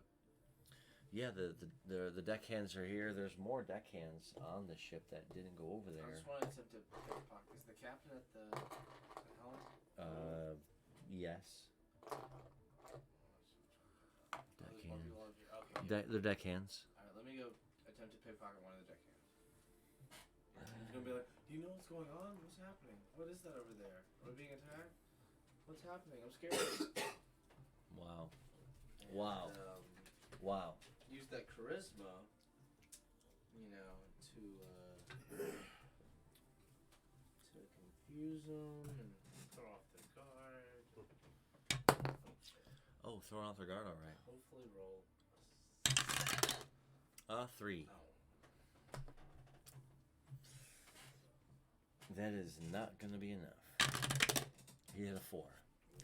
He slaps your hand away. He says, "Oh, what? It's not the time for that, you cur."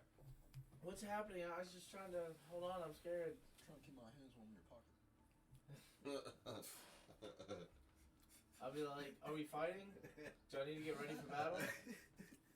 He says, You and that guy are fighting. He says, "I don't know. Something seems off." I'm gonna pull out my cypress shot bow and kind of walk up to the side, kind of past the, just kind of walk away with my bow out, like I'm just ready to fight. I'm still in denial that I attempted to pick this up. Somebody has some extra arrows for me. That's what you should have told me. Oh. See, I was told you would have extra arrows. Oh, but sadly, it was just a failed pickpocket attempt. It happens. So that was everyone's turns around, and so now we'll say 1, 2, 3,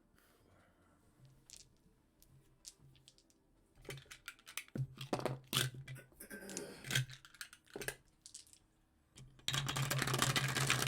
Deckhands and crewmates also considered allies? Yeah. Would they also get plus That's why bonus? our ship is considered. If they're attacking? Yeah, they heard the inspiring blast. So yeah. So, as soon as, and everything that happens next happens in the blink of a moment, right before you would even realize it. This person up here, this person who was lying dead, their body up against the rail so much, so where you really couldn't see much but their legs dangling out from the view you're standing at. Hops up, and they have a dark cloak on, right? And they just lunge themselves at this sailor, and you can't really see because their cloak is in the way. But the sailor, you hear let out a yell and falls forward onto the ship. At the exact same moment, one of these people who is down over here, you see them kind of not jump up to their feet, but scramble over here in this direction. A single cannon that was mounted over here. Lets out an echoing boom, right? Hitting the ship at close range, busting a hole right into it and punching it straight through into the ship somewhere. It incredibly blasted a hole into the ship. Ladies and gentlemen, they got us. From there, there were some actually dead people on board, but some other people are going to spring into action as 1 and 2 more people on the deck of the ship jump up. He just really murked that guy, so he'll be up in a second. Good guy, bad guy. Let's see, we'll have the good guy's face in one way and the bad guy's face in the other way. There we go. Bad guy, good guy. There we go. Really nice. So, drum, roll D6. Captain, we must stop that cannon. We must take advantage. A 6. Roll it again. Yes, sir. A 5.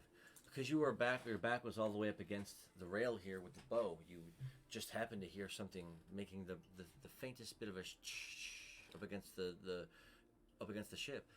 Realizing that the water's been pretty calm, you just cast a glance over and see ropes up over with grappling hooks up on the side of the ship, and there are 2 what look like There must be pirates or something, both climbing up the ropes. One has a weapon in his mouth. The other one has a sword over his back. Can I scramble to push the hooks off? Oh, you got a bow in your hand? Or are they down You here? got a bow? Yeah. They're making their way up. Well, can I still work my way down to like kick them off? Yeah, you can hop right down, and you can kind of, because they were expecting to be caught by to not have anyone see them. Oh, can I also like yell? So as you look right over the side, roll d6. Say 4. They got a couple of sneaky boys. It's a trap. So, kind of not caught 3/4 of the way up. They're both now going to, their action courses are going to change.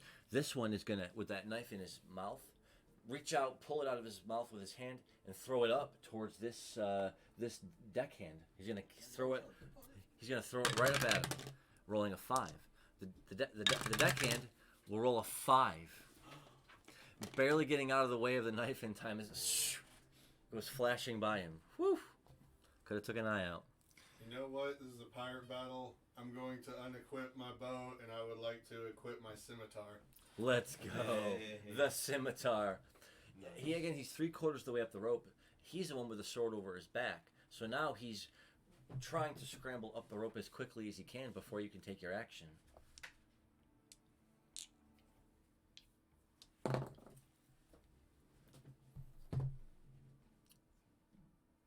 Well, I'm sorry, what do you do?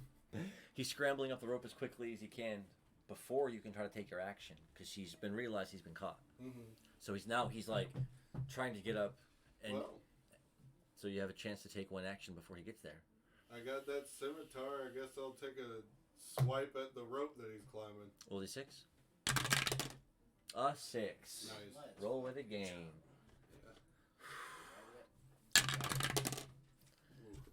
So, and it's a heavy blade, so you just boom right on the railing, and it cuts the rope.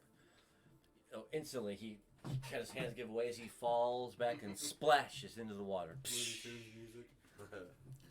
This one over here, though, because he had to back away, this one over here was actually able to get on board. Boom. That one is down in the water and won't be coming up unless he uses the other rope, which who knows if that will even happen. But fired the cannon, jumped up, killed him, jumped up. Now we're going to come around to player turns. Agility 6s. It's like everybody. What a fast team. Y'all blistering fast. Quick. And there's only one speed 6 on the enemy team. Should we take my archer shot first? And would you throw this away for me, please? Yeah. Thank you. Who's looking on? May I? Please, you're more than welcome. As many as you'd like. Be fantastic. You can have that one, by the way. You want it? No, I mean, you can have it if you want it. I have plenty of it. So yeah, I'll just use my shock bow, and I'll take a shot at enemies on the boat. And I'll just let this deckhand handle that guy. And if I need to, I'll Right. deal with him. One here, one here, one here. Let me go for those two. The first two you pointed out. This is the one that was sneaky and fired the cannon, Let me which shoot that guy. pointing down, and it seems to be, a young human pirate fellow with long, dark, dirty hair under a dirty, matted pirate hat, with a dark, tattered vest on and dark, dirty I don't know your trousers. circumstances, but you're on the wrong side. Oh, 1. Ooh. Idiom. Oh no. With a 4, the arrow shot, as soon as it leaves the bow, the tip of the arrow starts to sparkle and dance with that electrical magic. But it streaks high. Ducking underneath it, looks up and sees you, right, getting ready to knock another arrow. He busily goes back over to the cannon, and you see him lifting something heavy. Oh, he's getting ready to load another cannon. I gotta take a shot. Let's see what his speed roll is. If he gets a speed bonus for loading this cannon, he hits a 4. Take your shot. A 6! Hey. Roll it again. Very nice. So you were watching with the bow drawn, waiting for that moment where he was Still. trying to load the heavy cannonade shell into the end of the cannon. And as soon as he did like this, You just shoom, and this one right in the stomach. Thunk, sunk in deep, and the electricity that danced over the whole side of him caused him to yell out in pain, grabbing the arrow, but falling over onto his side, breathing as the electricity takes that moment and searches his body. You got what you deserve. Stopped more damage to this shit. Nice. So now I it didn't comes. even think about that. I didn't think about him reloading either when I went to kill him. I was just like, revenge. Well, you got that revenge. And so now it comes to the next speed 6. It's y'all two. Cool. I want to Yeah, jump over there. It's bad timing for me to You know, fly my wings if I have Yeah, to. just confused. But I want to land where they are. And Doesn't have that. um, It's got something else. Don't forget you can. yeah. Okay, let's see. So you can Where's kind of the- just like. Yeah.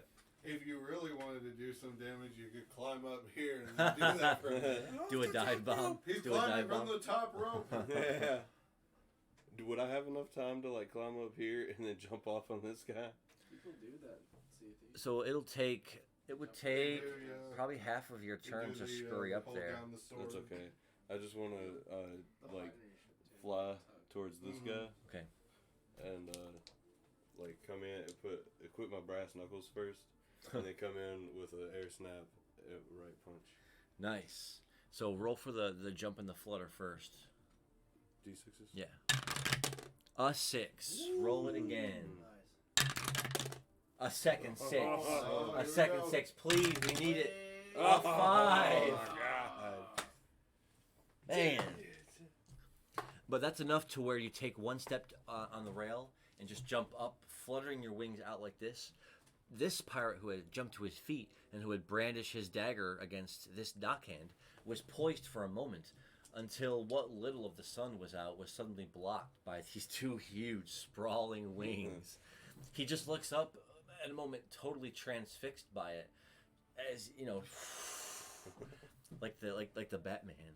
I am the knight. As you come landing down, I guess he's gonna get a roll, but it's gonna be a disadvantage because of using him. Oh, he rolled a 4. Oh, you A second 4. I should have got +1 on my first. Oh yeah, you're right. So that's enough for you to slam your knees almost into his chest from the force of it. Boof! Nice. And as soon as it knocks him down and over, you're on top of him now. Because you couldn't really see where to directly direct your fist, instead of bringing it down into a direct striking down motion, you tend to swing on opponents like that in sweeping motions so that you have a higher chance of hitting them. So your first one, boom, clocked him right on the side of the head. And with the brass knucklets over your fingers, I mean, it, bam, you felt it make a solid impact. Nice. Let's see if he has any kind of reaction to that. A 6. Come on. So through the boof, through the pain and the adrenaline, you hear a shink of something come out of a sheath at his side. It's you don't really have much of a time to react as something kind of slices into your side. He must have drew a knife out and sliced you. That's 2 damage. Duck fillet. You're gonna regret that. So as the two of you are now you're kind of over him, and he's brandishing a knife, and you're like trying to find a spot to lean in and punch. It comes around to the next agility 6. Send it across the floor. It's under the paper. So it is. Next agility 6. I'm gonna use predate bound to jump off the crow's nest. Okay. Into that side of the water. To this side. Yeah. Well, the reason I'm using predate bound is because you said it was like a pretty wide cargo ship. Yeah. I was assuming the mast is like in the middle, so for me to like clear the gap. Yeah, you should to jump up and out far enough to clear it and to land in the water. Sure. Okay. Yeah, I'll do that. Okay. With a single bound, hits a 6. Oh More than enough for you to spring, boom, up, out, and away. The deck of the ship is gone underneath you, and it's just the mist swirling over the sea. As there's that one moment where you're just sort of weightless, and then you plummet. I'm gonna have my dagger out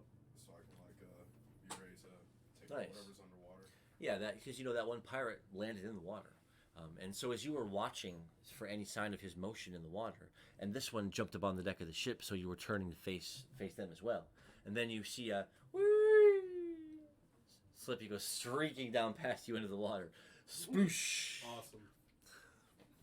Gone in after him. Let's go. Put him over here. I'll do up at against the side of the ship. That's cool. That's awesome. Yes. Will that be my only action too? No, that was a bound. So as soon as you land in the water, there's that moment where the bubbles and everything rush around you and you can't really see anything. But as soon as all that sort of settles away, what little light there is out casts about 15 to 20 feet of depth below you and everything around. And sure enough, there was that pirate fellow. He was under the water and he was just starting to kind of swim up to the surface. And as soon as he does, you see that he does break the surface of the water for a second, which you're able to see now as his head pops up out of the water. And you're already like lining up your arrow shot, right? No, I still have the sword. Oh, you're Yeah, you got the scimitar. waiting patiently to see if he'll make it back up on deck. As you're kind of waiting to see what he's going to do, you notice that he does have his sword still over his back. He hasn't even drawn it. But as he's kind of deciding whether he's going to swim around the side of the ship or if he's going to swim over here, as soon as he does, his eyes lock with yours instantly.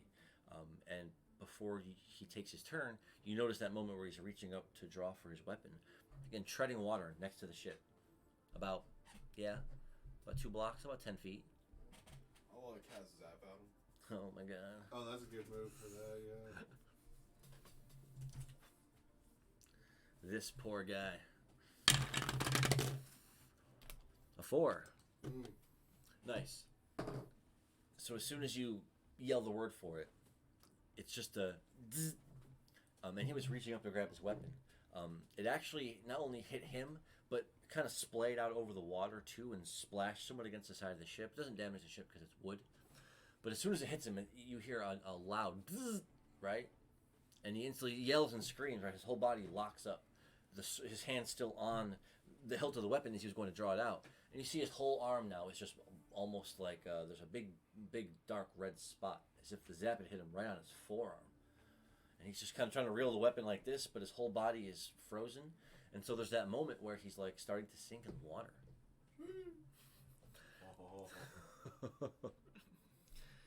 That's the end of my turn, isn't it? Yeah, you bounded. You got positioned. You did the zap. So he'll be kind of, until he gets control of his muscles, he'll be kind of just sinking in the water. So that really does cast Paralyze on him until his next turn. Just like a thunder wave. Very cool. So now that was all the agility. Oh, this agility 6.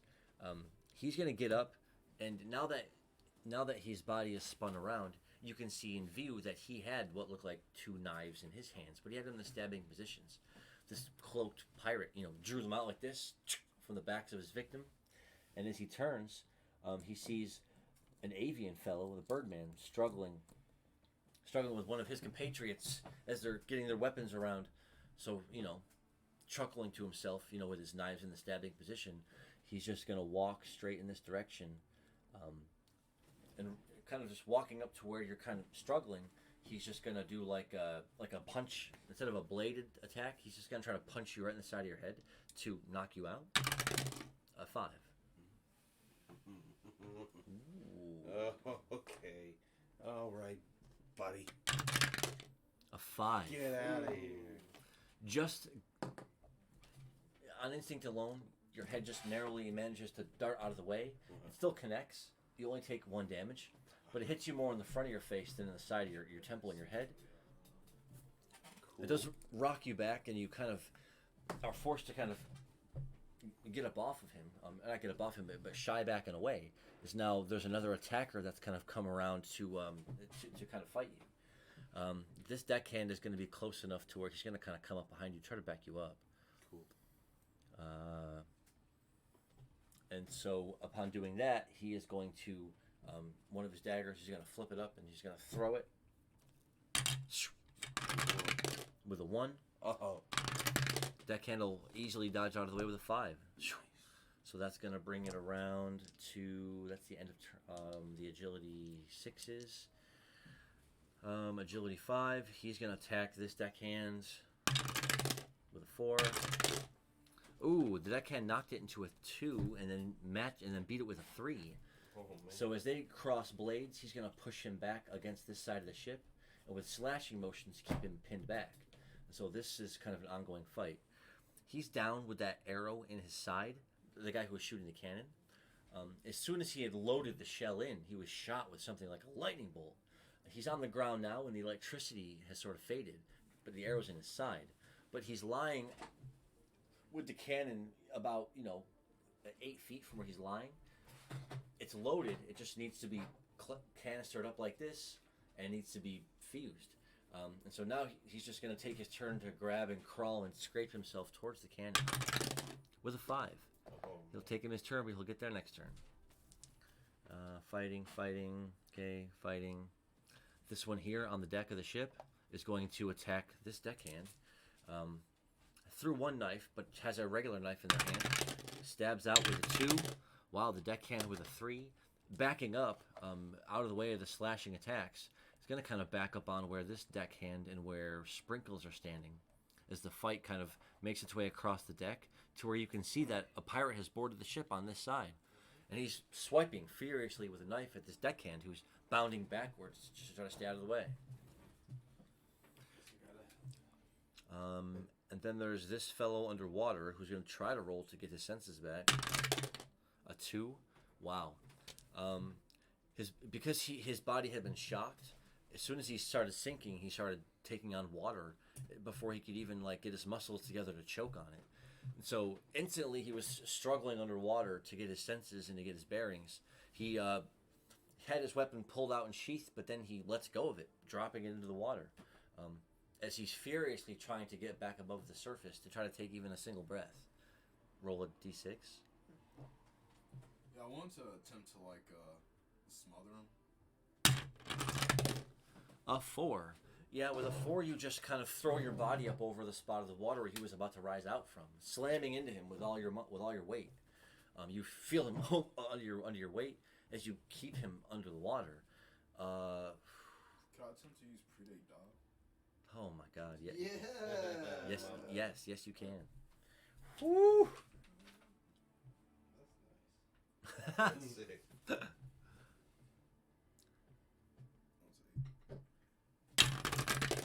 Taking a deep breath, you predate dive with a 5.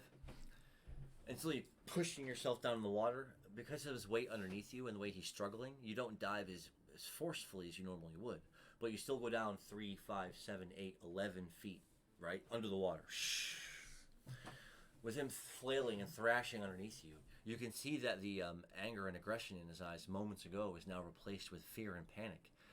He's got no air. His muscles now just returning to him as he's making jerking motions to try to get you off of him. Is it possible for me to laugh at him while I'm underwater? It'll cost some of your air. It's worth it. Go ahead, roll d6. A 3. It's enough for you to go air spillowing out. As your body wrapped around him and your weight causing the both of you to sink, it's only a matter of time of you waiting as his thrashing and struggling and scratching at you and pawing at you eventually kind of slows down until it ceases. I'll let him go after that. Yeah, and as you float back up towards the water, his lifeless gaze passes by you as he slowly tilts and sinks into the depths below. LOL, oh well. Well, said drop an F in the chat. So that is going to bring it around to the top of the turn order. Deckhand's not going to take a turn. Captain is not going to take a turn. All right, so it comes down to the top of the turn order. Agility 6s. Well, Oh, I'm sorry. What I feel like because you had literally scimitar that guy, I thought you had killed him, and that was last turn. So go ahead as this pirate is rushing at him, and you assumed that Well, you really didn't see what happened below the water. You saw the jolt of lightning. I assume he handled it. When I chopped the rope with the scimitar, did that count as an attack move? It was only for the turn because you were kind of attacking the spot. But you just like boom. It was more like dropping the blade on it than really attacking. So do I still have that +1 then? Yeah, that wasn't. You didn't get a bonus on that. All right, great. I would like to just run at this one with the scimitar. And is that grappling hook still there? Yes. I want to kind of try in one motion where I like nick the grappling hook so it goes off the side and then hit him on the follow through. Oh, nice. Nice. Running while running as fast as you can up the deck of the ship with the scimitar behind you like this, both hands on it. You're going to bring it around and do an arcing motion. Nice. A 4. I'll take it. So that's going to be enough for it to graze off the rail of the ship, not hitting the rope, but it's going to come wide around enough to where that pirate is going to have to try to roll it out of the way. They hit a 1. Nice. They were slashing, oblivious to your approach. They turned and wasn't in time. Your slice cut their arm off at the forearm. Sick. Letting out a blood-curdling gasp, and with this knife, they're gonna, as they're staggering backwards, getting ready to fall back over the back of the ship to save their own lives, casting that knife that they're using back in their hands as they're stumbling backwards, bleeding. He's gonna throw it right at your throat with a 5. Reach up and catch it. I was gonna try to like kick it away, like kick it up into the air. Oh damn! Hits a 6. Nice. Oh. Cool. Nice. Wow. A second 6. Dude. He's kicking blades. A 4. Ooh. So with an expert fluid-like martial arts motion, you kick with so much accuracy that it hits the flat of the blade, causing it to spin up into the air. As this pirate, eventually his legs hit the back of the ship and he falls over and splashes into the water. Sweet. The blade eventually, you can see it coming down. Will you catch it? Yeah. You reach out and catch the blade. It's a dagger. Too damn good. I put it in the inventory.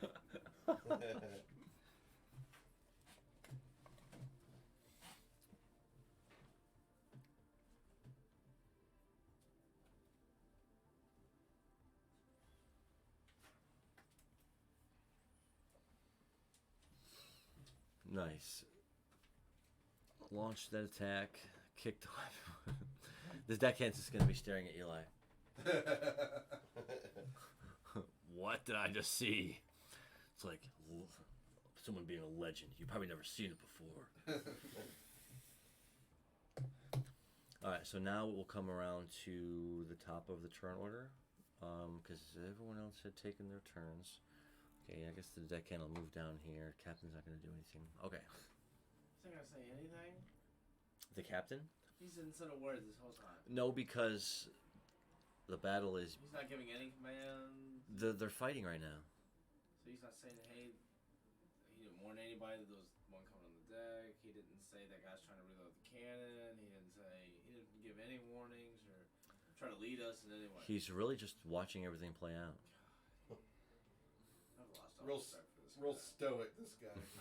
I should have pickpocketed him. Wow. I mean, go do it. It's like the thinker statue. Not right now. I'll let him observe me in battle. Maybe he'll reward me at the end. But I'm surprised he Okay. said nothing. Then there's an enemy. You thought you had killed him, but you hit him in the side, and now he's dragging his body over towards where the cannon was. Oh my God, He's let's shoot fighting. again. He's fighting him, and these two are him and him being downed are gonna be fighting these two. Can I use my aqua longbow on that guy? Sure. I just want to try something different. With a 3 and a 6. So trying to aim to as his body is shifting closer and closer to the rail.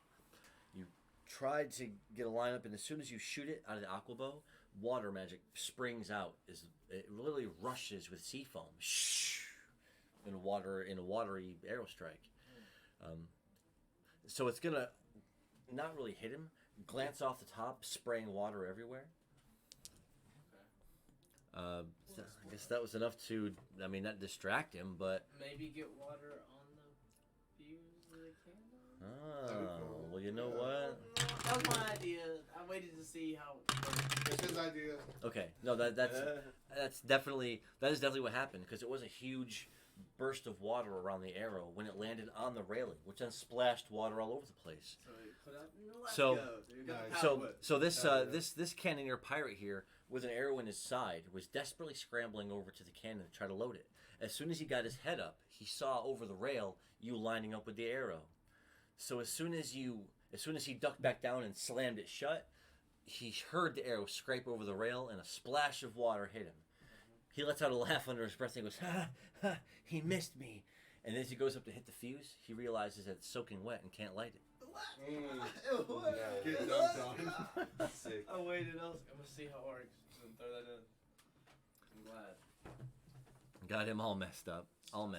And you get to fire another shot, at least one more shot, or take another action. So now he's covered in water, right? Yeah. So can I use my separate shot? Oh yeah, that is so brilliant. Yes, What a sir. follow-up. Go ahead. Use my sniper shot bow. See if I can't electrocute this guy with a 5.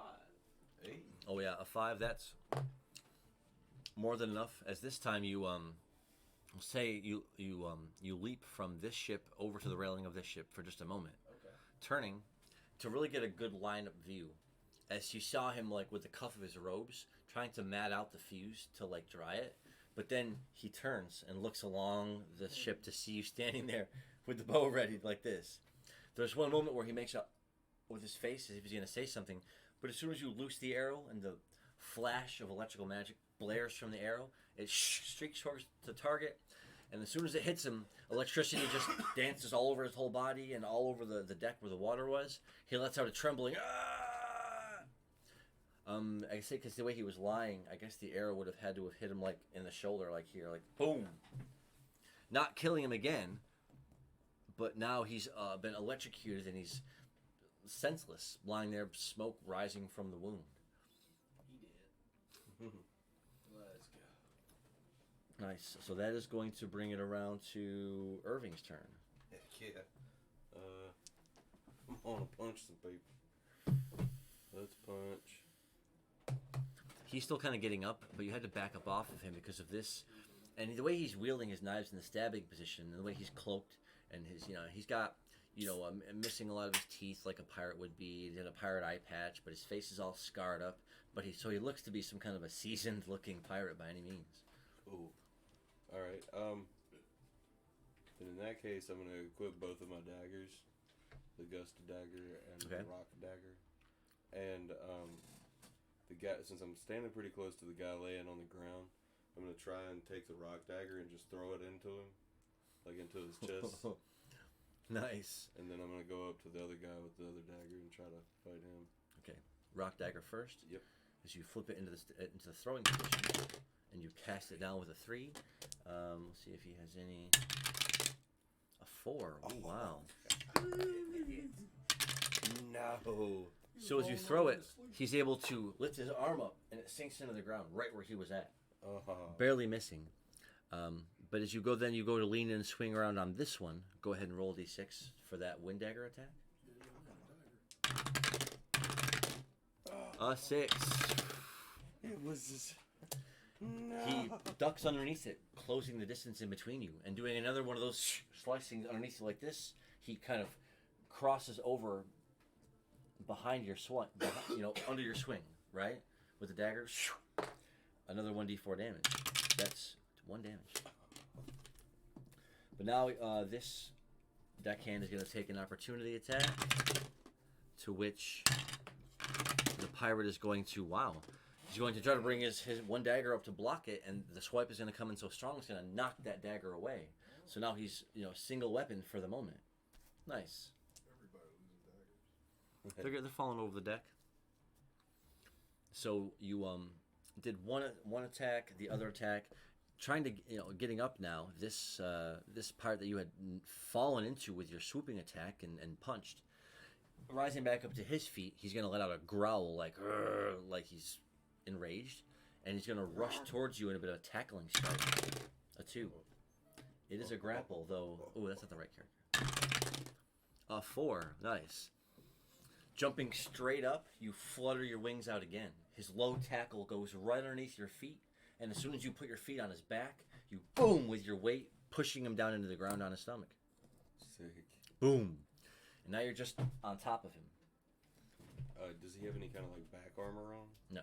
Can I take my like claws or my talons and just like? Ooh, you want to dig your talons in? Yeah. Roll a 1d4. That's You got like call. 3. As you tense your feet up, you hear him. You see his fingers grit into the deck of the ship, and he's doing. But you can already feel his weight buckling underneath your feet as he's trying to get up. Uh-huh. It was 1, 2, 3. He took his attack of opportunity, so now it comes around to. You're just as you break above the water over there. There's a rope leading up right over here on this side of the ship. You got to swim over about 12 feet, and you could go right up that rope back on the deck of the ship. I'm gonna swim under the ship, so look to see if there's any more coming. Nice. Roll to 1d6. A 5.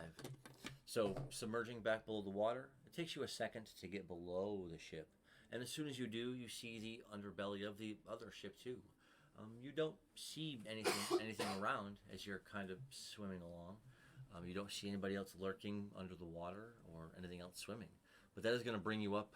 Like, you want to come up in between the ships, or do you want to come up behind the ships? I'll come up behind the ship. Okay. Oh no, to the front of the ship, yeah. In the front. Oh, nice. Nice. So, as you do, you'll be able to kind of, if you were to crawl up over the rail and look over, you would see, a guy lying here with an arrow in his arm and an arrow in his side, like knocked out, like his body like trembling from whatever he's been hit with. He looks to be quite injured. Looking over, you see, some fighting going on as this deckhand is squaring off against this pirate, and there's some more fighting going on in the back of the ship. And that's Sprinkles standing on this rail, holding his bow out like he's cock of the walk. How big is the hole in the side of the ship? Oh, you can look over. It was only about a foot and a half over the water line, so it got lucky not to sink below. But you can't tell the damage it did inside the ship or who it might have hit. But it made a hole in the ship about this big around. I'm gonna jump into the hole to attempt to plug with my body. You get up on the rail. Roll a 1d6. Can I use my bound with it? Yeah, you will bound right towards it.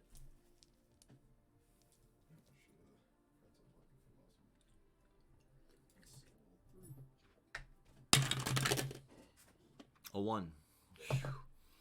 Well, you're gonna hop at it, and you can definitely do the bound towards it.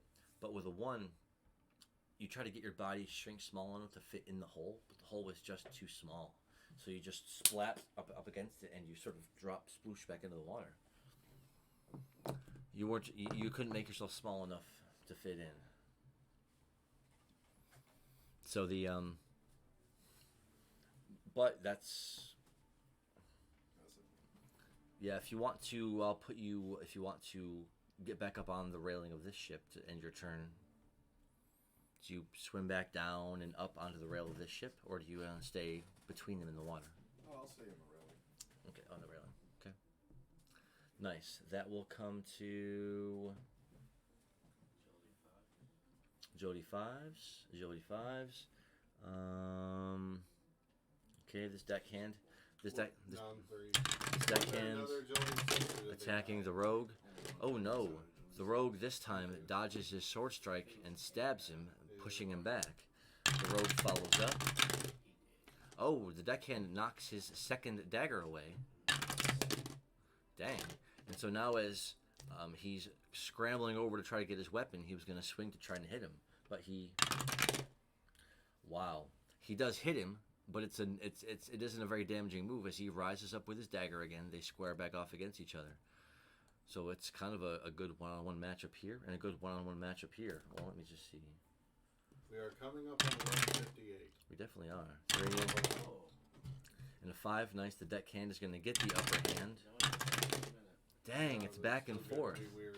No, thank you. Yeah. It is almost minutes to midnight. Just to let you guys know. We'll be trying to hit those 20s. And we'll only have 1 minute to do so from 11:59 to midnight. Ooh. Hand me the true neutral red. This one? Yes, please. Ah. Thank you.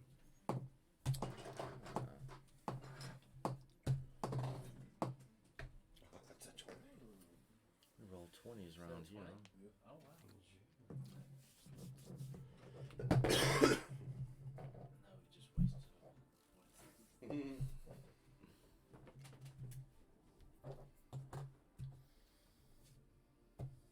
Biting until 11:59. It's less than a minute. 30 seconds. Who will crack a D20? We'll find out this time. On Dragon Ball Zootopia. Dragon Ball 15 Zootopia. seconds.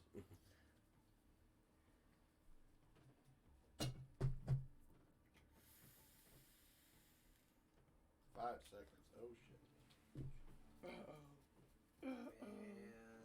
Go. Hey, It's a wild roll. Got one. Oh, that was quick. People can... Here's what no short rolls are. Huh? No short rolls. Yeah. So, hey, that's 2. DM got Oh, that is. I got 1 Not any. earlier.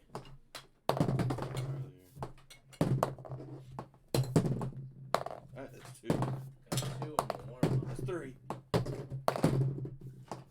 0. That's 16. Oh, I got 20. The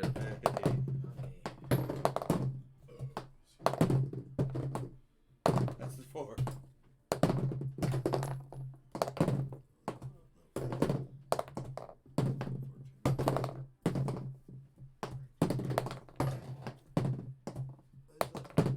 Midnight. Oh. None. man. So you got 2. So I I'll rolled a lot. My I'll give you shoulder 1 rave point, and I'll let you get a mill roll. I'll let you get 1d6 times 100 mil. Good luck. He was just staring at you when he said that. It was just funny. You know how many I got, Ruby? 0. 400. He was quick to hit you with it too. And how many did you get? I got 1. So I will give you. I'll let you roll a 1d6 on a 1 through 5. I'll give you an HP seed. On a 6, I'll give you an AP seed. Oh, nice. That is a 6. Nice. Let's go. AP seed. No way. NPC. A deuce. Nice. That is 1 AP seed for your very own collection. I will eat it. Dude. Roll a 1d6 on a 1 through a 5. You gain 1 Eating max an NPC? AP. On a 6, you gain plus 2 max AP. Fruits. It'll increase your... You can do whatever you want. Yeah, you can do whatever you want. It's a reward right now. I've I've eaten so yeah. many. Just eat it. A 6 gains Yeah. 2 max AP and roll it again. Nice, dude. Ah. Dang. What a. So you Mm. increase your max AP by 2. Wow. That's sick. That's, a That's lot. 20 AP. That's significant. That's like sometimes more than you get in a level. Like, Right. God, those seeds are so rare. So coveted. and he didn't even. He rolled the And you have most. 4, right? Yeah. So I will give you 444 mil. Sick. I'll just do that on calculator. Calculator. Because I can't calculate in my head. Awesome. I'll give you 1 rave point. That's so good. And I'll let you roll a 1d6 on a 1 through 5. I'll give you a on a 1 through 5. I will give you a strength seed, and on a 6, I'll give you an agility seed. I'll be fast. Don't be faster than me. Ain't no way. Only if he hits the 6. Ain't no way. A 4. That's 1 strength seed. Sick, dude. This is gonna be stronger than me. What's your strength? Wheel. 3.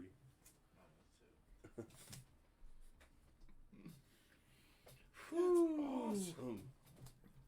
Strength seed. We had to interrupt this Whoa. battle for an intense minutes to midnight. You gonna grow that? Yeah. Good man. Dude, strength seed. We could be bulky. You know me, but Dude. super fast. Turns out the And, seed Yeah, just gets exactly. He's like level 8, strength 14, strength 15. He's like, Like- I also have an AP seed that I have not planned to get on doing that. Like- dang. Like Bob, speed, and weight. So, whose turn was it when we stopped for Miss Midnight? I know he had just finished your turn, right? And was You it were going down the agilities. Yeah. Oh, yeah, I On think the- You'd finish the agility So it was Sixes. agility 5s. okay? And then Oh yeah, that's. Oh, they right, yeah. fought. Okay, so no, we'll go to agility 4s. yep.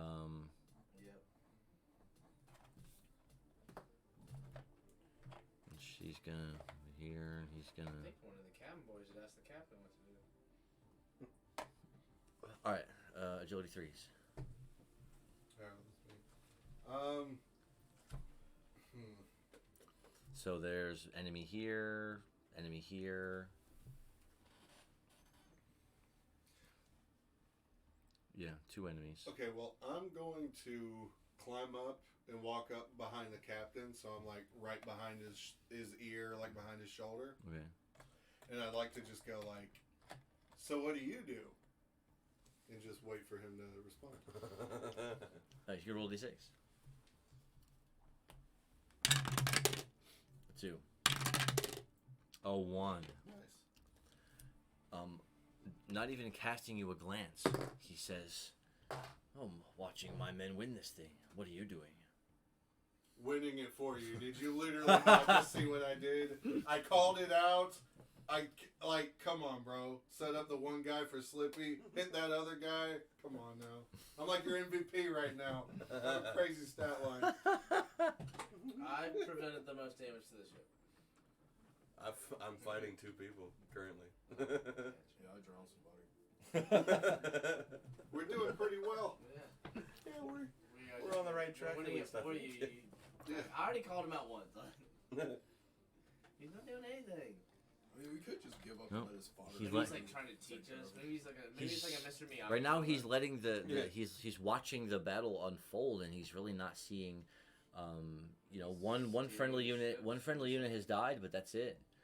Everyone else is okay. And I swap places with him and prepare my bow for the other guy over there.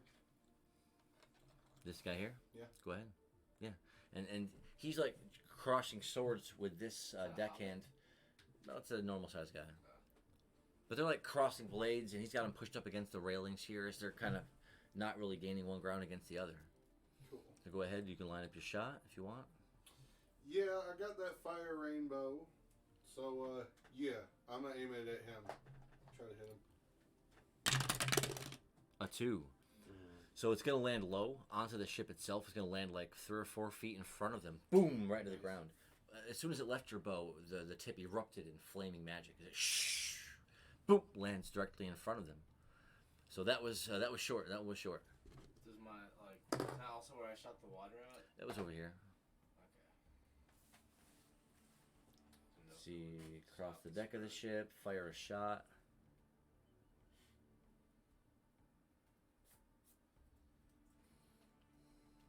Will you take one more action? I'll look at the captain again and say, "See, I'm participating." What's your charisma? A 3. 4. Oh. Oh. What's your charisma? I also have 6 intelligence. Always have to drop that.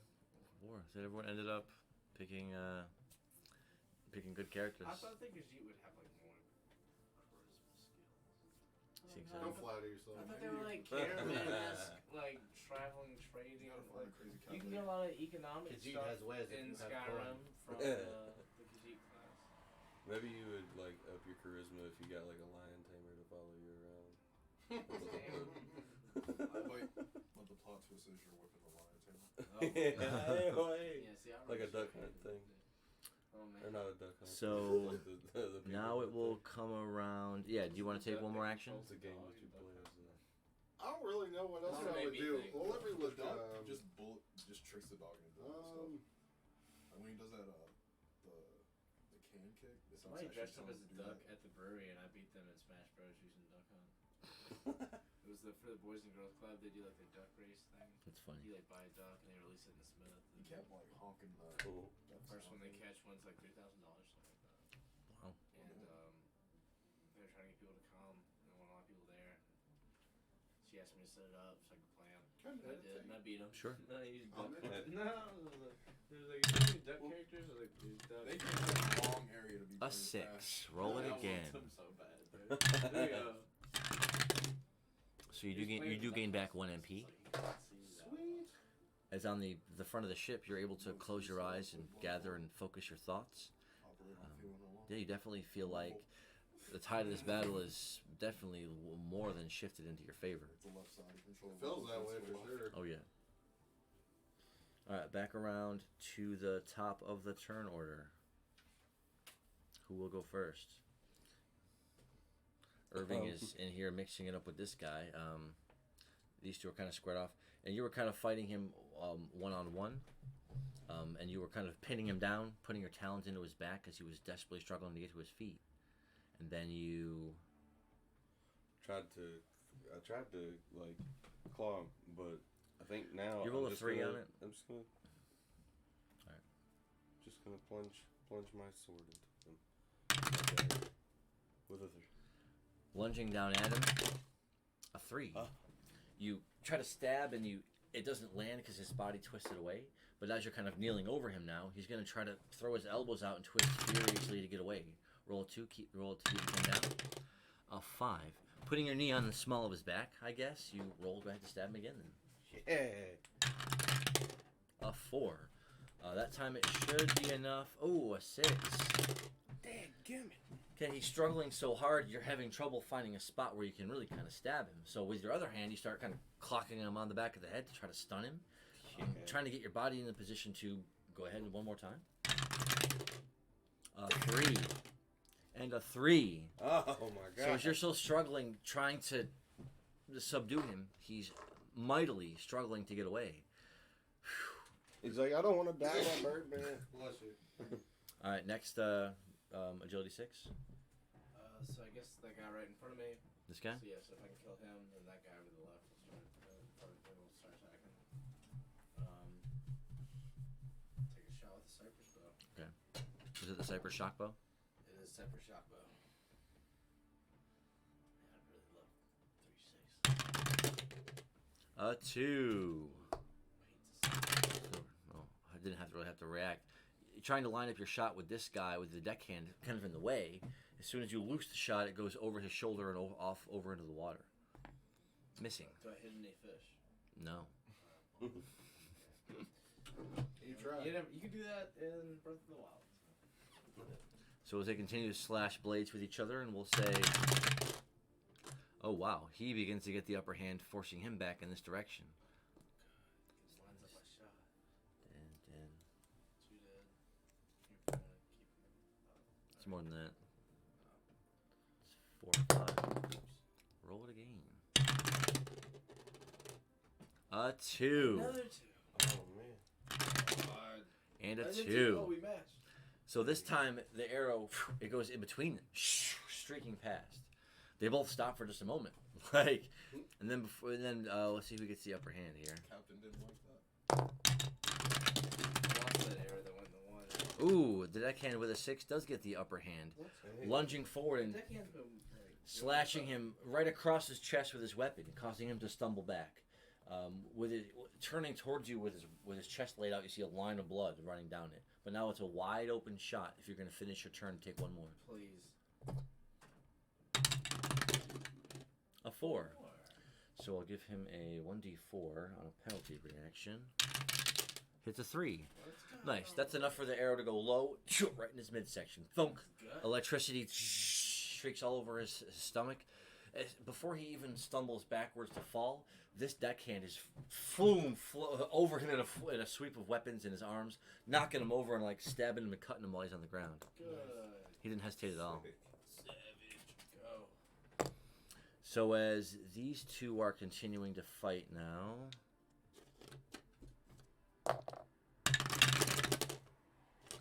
Ooh, Pirate gets the upper hand, forcing the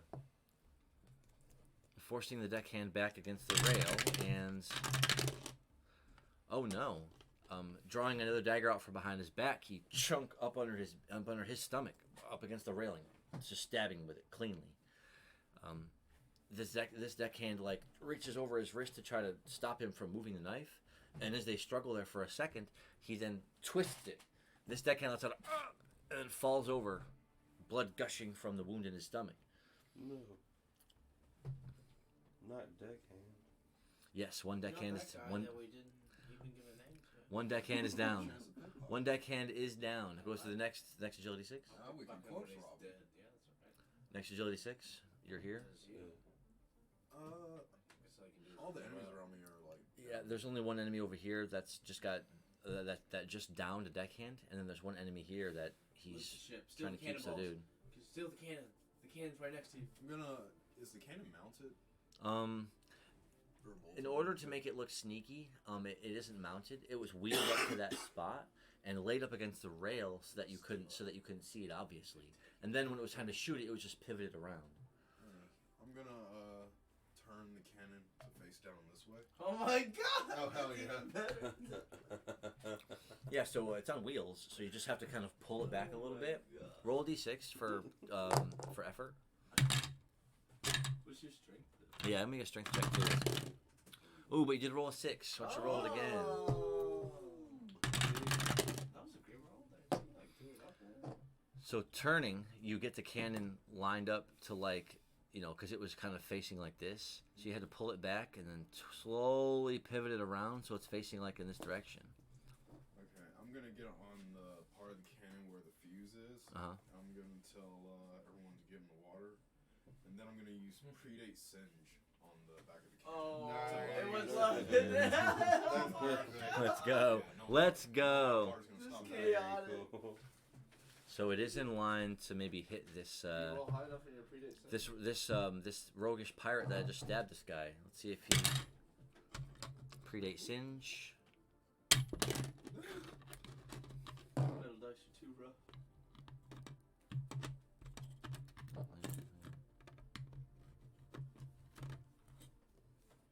God. Damn. A 5. Nice. That's enough for you to like, just like clap your hands together and a little singe of flame to jump out. The cannon instantly lets out a boof. Roll a d8 for the cannon shot. A 5. This roguish pirate turns around with a 1, just in time to totally get blasted in his chest and cut down. Roll a d6 to jump out of the way, Irving.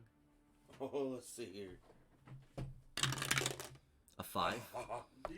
You barely get down in time as his body, doubled over by the force of the cannon, goes poof, flying so back that he hits the back of the ship, blasts a chunk out of the railing as he flies That's through it into the awesome. water. Nice. Boom! You sent him over. Diving, Glad I told you about the cannon. diving off this guy now, he's able to kind of scramble to his feet. And so now seeing that you're down, he is going to attempt to kind of, taking stock of the situation, he's going to attempt to flee. We should recruit him. Rolling a 2, he's going to turn and run towards this side of the ship and jump up on the rail and attempt to jump off. Uh-huh. I'll give anyone else an action to try to stop him before he does. I'll dive off the ship to go Me? after him. Can I Take a just shot? Yeah, Irving is down and getting up. Can I I have a just clear say line of I'm not sight. gonna? You He's do, right there. you do, and I you're saw this. pretty close. And there's that moment where his back is to you before he jumps in. Exactly. Let me kill Moon Knight real quick. Take a shot. It's the last guy, and he's trying to run. Shoot my God, I wish I had some arrow skills. Hold on. Can I also shoot and we try to get a team arrow skill? Yeah, tandem. Yes, yes. What elemental bows are you using? I'm using the fire rainbow. Fire? I will use electricity. I don't think water would mix well with you. Yeah, so. no. Can I throw a dagger at him from here? You can, but if it's just a thrown dagger, it's got quite a bit of range to cover. Try really hard. You might as well try. Like. Yeah, I got an extra dagger. You can roll a d6. Go ahead. Alright. So this is all three of us. Who's closest? Me. You guys are probably about the same. Yeah. He's Yeah, closer. Levi's He's a little closer. Hits a 5. Hits a 1. Hits a 5. Let's go. Nice. So because you two of you were using archery and you guys were doing the same move, I'll give you a team skill. Sick. Sweet. We'll call it twin shot. Nice, dude. Can I That's get a sick. skill called motivating dagger? You like threw it, you're like fails. Then the arrows go. I'm helping. So the two arrows hit almost at the same time, with the flame blasting out of one side and the lightning arcing and dancing out of the other. He was about to jump, but instead just goes. His whole body his arms go flaying out as he dramatically goes flailing over the side of the boat. Then the smoke and with the lightning and the fire energy coming off of his body as he tumbles over the edge into the water. And that is as Irving gets back to his feet and goes over to this deckhand. Yeah, he got cut across his midsection so hard that he's gone. Dang. Can I take his stuff? Yeah, let the looting commence, please. We're gonna let the looting commence, and let me say this too. As you guys start with the looting, all the deckhands that are living are gonna end up back on the ship. So 2 deckhands died, and 1, 2, 3, 4, 5, 6, 7. I want to say 8 pirates. So 8 pirates is gonna be 40 experience. Oh, shit. I level up. Very nice. Nice. We got some levels. We got some loot to give out. Level 4. But You it's- said 40? Yes. And as far as looting, we'll say that all of the mill that everyone had together, that you were able to scavenge amongst all of them, was only about, I'll say 320 mil. So divide that. Divide that Divide up by 4. 4. So that'd be 90 apiece. Sick. Right? Yes. Oh yeah. Could we take their ship? 360? So Can we tow you their ship? you can take their daggers. There was several daggers strewn about, so you can. There's up to 5 daggers if you guys want to take any. There was also Yeah, I'll take some. there was also 2 short swords. There were pirate boots. I'll take a short sword. Short sword. Yeah. Or I'll take 2 because I already have 1, so you can have 3. There I'll was have 3. there was the rusty cannon. And I'm assuming that I did get I want the cannon. get Yeah, I my was rock about to dagger say. out of the It was deck of my that ship. idea. It was his idea, but are there any other cannons? There's cannonballs with it too, right? Because he was loading something. I know Is he. the cannon damaged? Unless we the got- cannons were in his It was just pocket. rusty. 150 mil? Did we recover Or our arrows 50. that sunk to We enemies? had like 3. I accounted for every One- arrow You that each get missed 90. and went off into the 90. ocean. Or And the one that hit that guy that fell over, you don't get that one back either. right. Right. Yes, I need to erase that one. Right. But every other one I kept, right? Right. Okay. As everyone gets back on the ship, the captain heartily throws up a fist like this, and the deckhands and everyone all lets out a. Boo! Can I go up and try What to this ain't push him Levi? off? I want to boo. Roll d6 to boo. Oh, wow. This guy did absolutely nothing. He gave no commands. He gave no encouragement. Shouldn't I still be up there He next to him? tried. He attempted to. At this point, no. He attempted to increase morale by doing nothing. He should get We a might hand have a in it. mutiny Well, already. thanks A 2. No, it's Oh no. Yeah, you let out a. Yeah, this is gonna be cool. I was like, they're all like, ah! I'm like, Captain starts issuing commands for the ship to be repaired, for the 2 fallen deckhands to be brought back aboard. They're going to burn and sink that enemy ship. And as the cargo ship then, starts to right itself to begin its course again. Can I help the deckhands repair ship too? Yeah, roll d6. Did I get any characters? Do we get any A 6. characters? Roll it again. Ooh.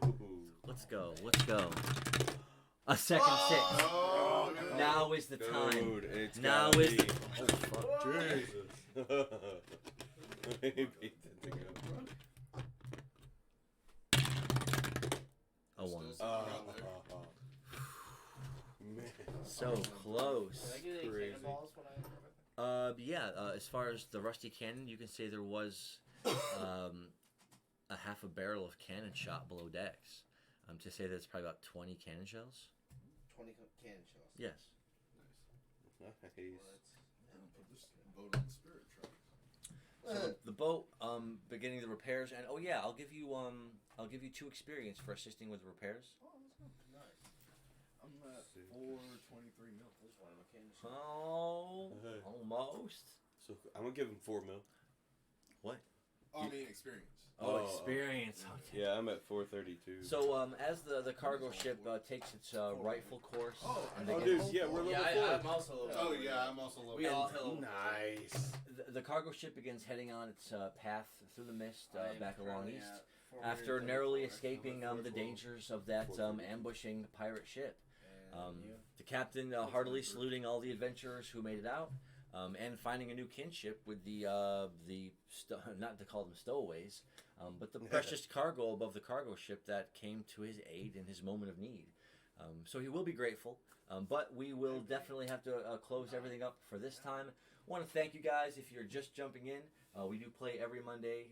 We start between 7 and 8 o'clock. And it's been quite an interesting little voyage. A lot of fishing, some fighting, but we definitely appreciate everyone who tuned in and stuck around. And so we will see you Next time!